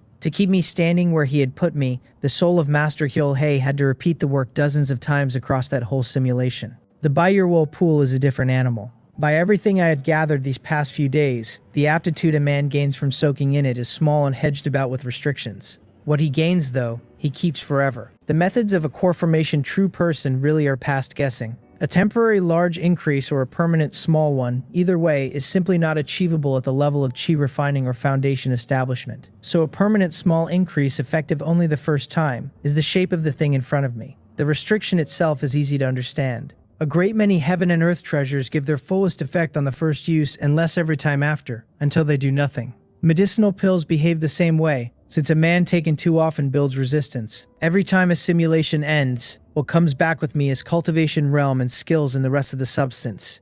The negative side of the ledger, whether alchemical poison or resistance, never crosses over. In plain terms, that means I can soak in the Bayarwal pool during every simulation I ever run. So long as I do not repeat it inside the same run, the pool should lift my spiritual root aptitude every single time. When the simulation ends, I inherit the improved aptitude into my main body. Cycle that often enough and my aptitude climbs until it stands at high grade. One of the pool's restrictions is that it only works for cultivators whose aptitude sits below earth grade. The inheritance the simulator offers me covers everything I held inside the run, meaning cultivation, skills, cultivation technique, physical body, and all the rest of it. My spiritual root aptitude talent is inside that list. High-grade spiritual root would be enough for me. More than enough. And my mind settles as I think it. A high-grade spirit root standing beside the poison nemesis talent should push my cultivation speed close to what an earth-grade spirit root produces. That talent lets me disregard alchemical poison and swallow pills at a frequency nobody else can match, which puts me ahead of every cultivator with the same spirit root. Alongside the alchemy legacy, I keep gathering what I can about the by-your-will pool. With 2 years left before it opens, most cultivators here talk of nothing else, so there is no need to go hunting. Sitting in inns and restaurants now and then hands me more than enough. Every opening releases 10 spots, and the 10 spots go out through an auction. Across the 3 openings so far, most of the men who took a spot stood at the foundation establishment stage, with a scattering from Qi refining. As for why no core formation true person ever appears on that list, the reasoning is not hard to follow. Close to half the immortal masters who manage core formation carry earth-grade spiritual root talent. A cultivator with high-grade talent still holds a thin hope of core formation given background and opportunity enough. Neither kind has any use for the by-your-will pool. Core formation immortal masters with medium-grade aptitude are too few to count. Any who exist can reach methods of their own and never come here to bid. Spiritual root aptitude weighs heaviest on Qi refining cultivators and foundation establishment cultivators. By the core formation stage, its weight falls off considerably. When a core formation immortal master reaches for Nascent Soul True Monarch, what decides him is his own foundation above all. Even a cultivator with heaven-grade spiritual root does not cross the Nascent Soul bottleneck easily. Heaven-grade is the tier standing above Earth-grade, and men born with it are brilliant past ordinary description, guaranteed to reach core formation barring accidents. They are so rare that the million-mile Taiwan region may not produce one in a century. On one particular day, I finish working through a second-tier alchemy legacy, and feel the second-tier alchemist skill realm sitting within reach of my hand. I need only a little more. The feeling arrived when the second simulation ended, since inheriting those skills and memories meant reliving nearly 100 years and dragged my understanding one step nearer. I am half a step from the second-tier skill, realm, and no further. Crossing that half step will take a few months at the least and a few years at the most. Then I become a true second-tier alchemist. Rather than grind at it, I steady my mind and turn to another skill legacy to clear my head. The Tao of Beast Taming comes up first, a second-tier legacy I bought with intent. In the second simulation, the beast taming legacies were one of the things I hunted deliberately. That dark demon eagle has never stopped tempting me, and a spirit beast with an earth-grade bloodline reaches foundation establishment without unusual difficulty. The legacy opens by declaring that among the 100 arts of cultivation, beast taming stands supreme. It asks which skill, alchemy or talisman Tao or any other, can multiply a cultivator's combat power several times over with no hidden danger. Only beast taming does, and controlling one powerful spirit beast is the whole of the answer. I work through it carefully. The Tao of beast taming looks simple, since all a man appears to do is raise a beast. In practice, it is brutally complex. The first requirement is to make a spirit beast submit from the heart, which demands beast control secret techniques of real depth. Beyond that, no beast taming great master keeps a single beast, and every additional spirit beast raises the demands on the man holding the leashes.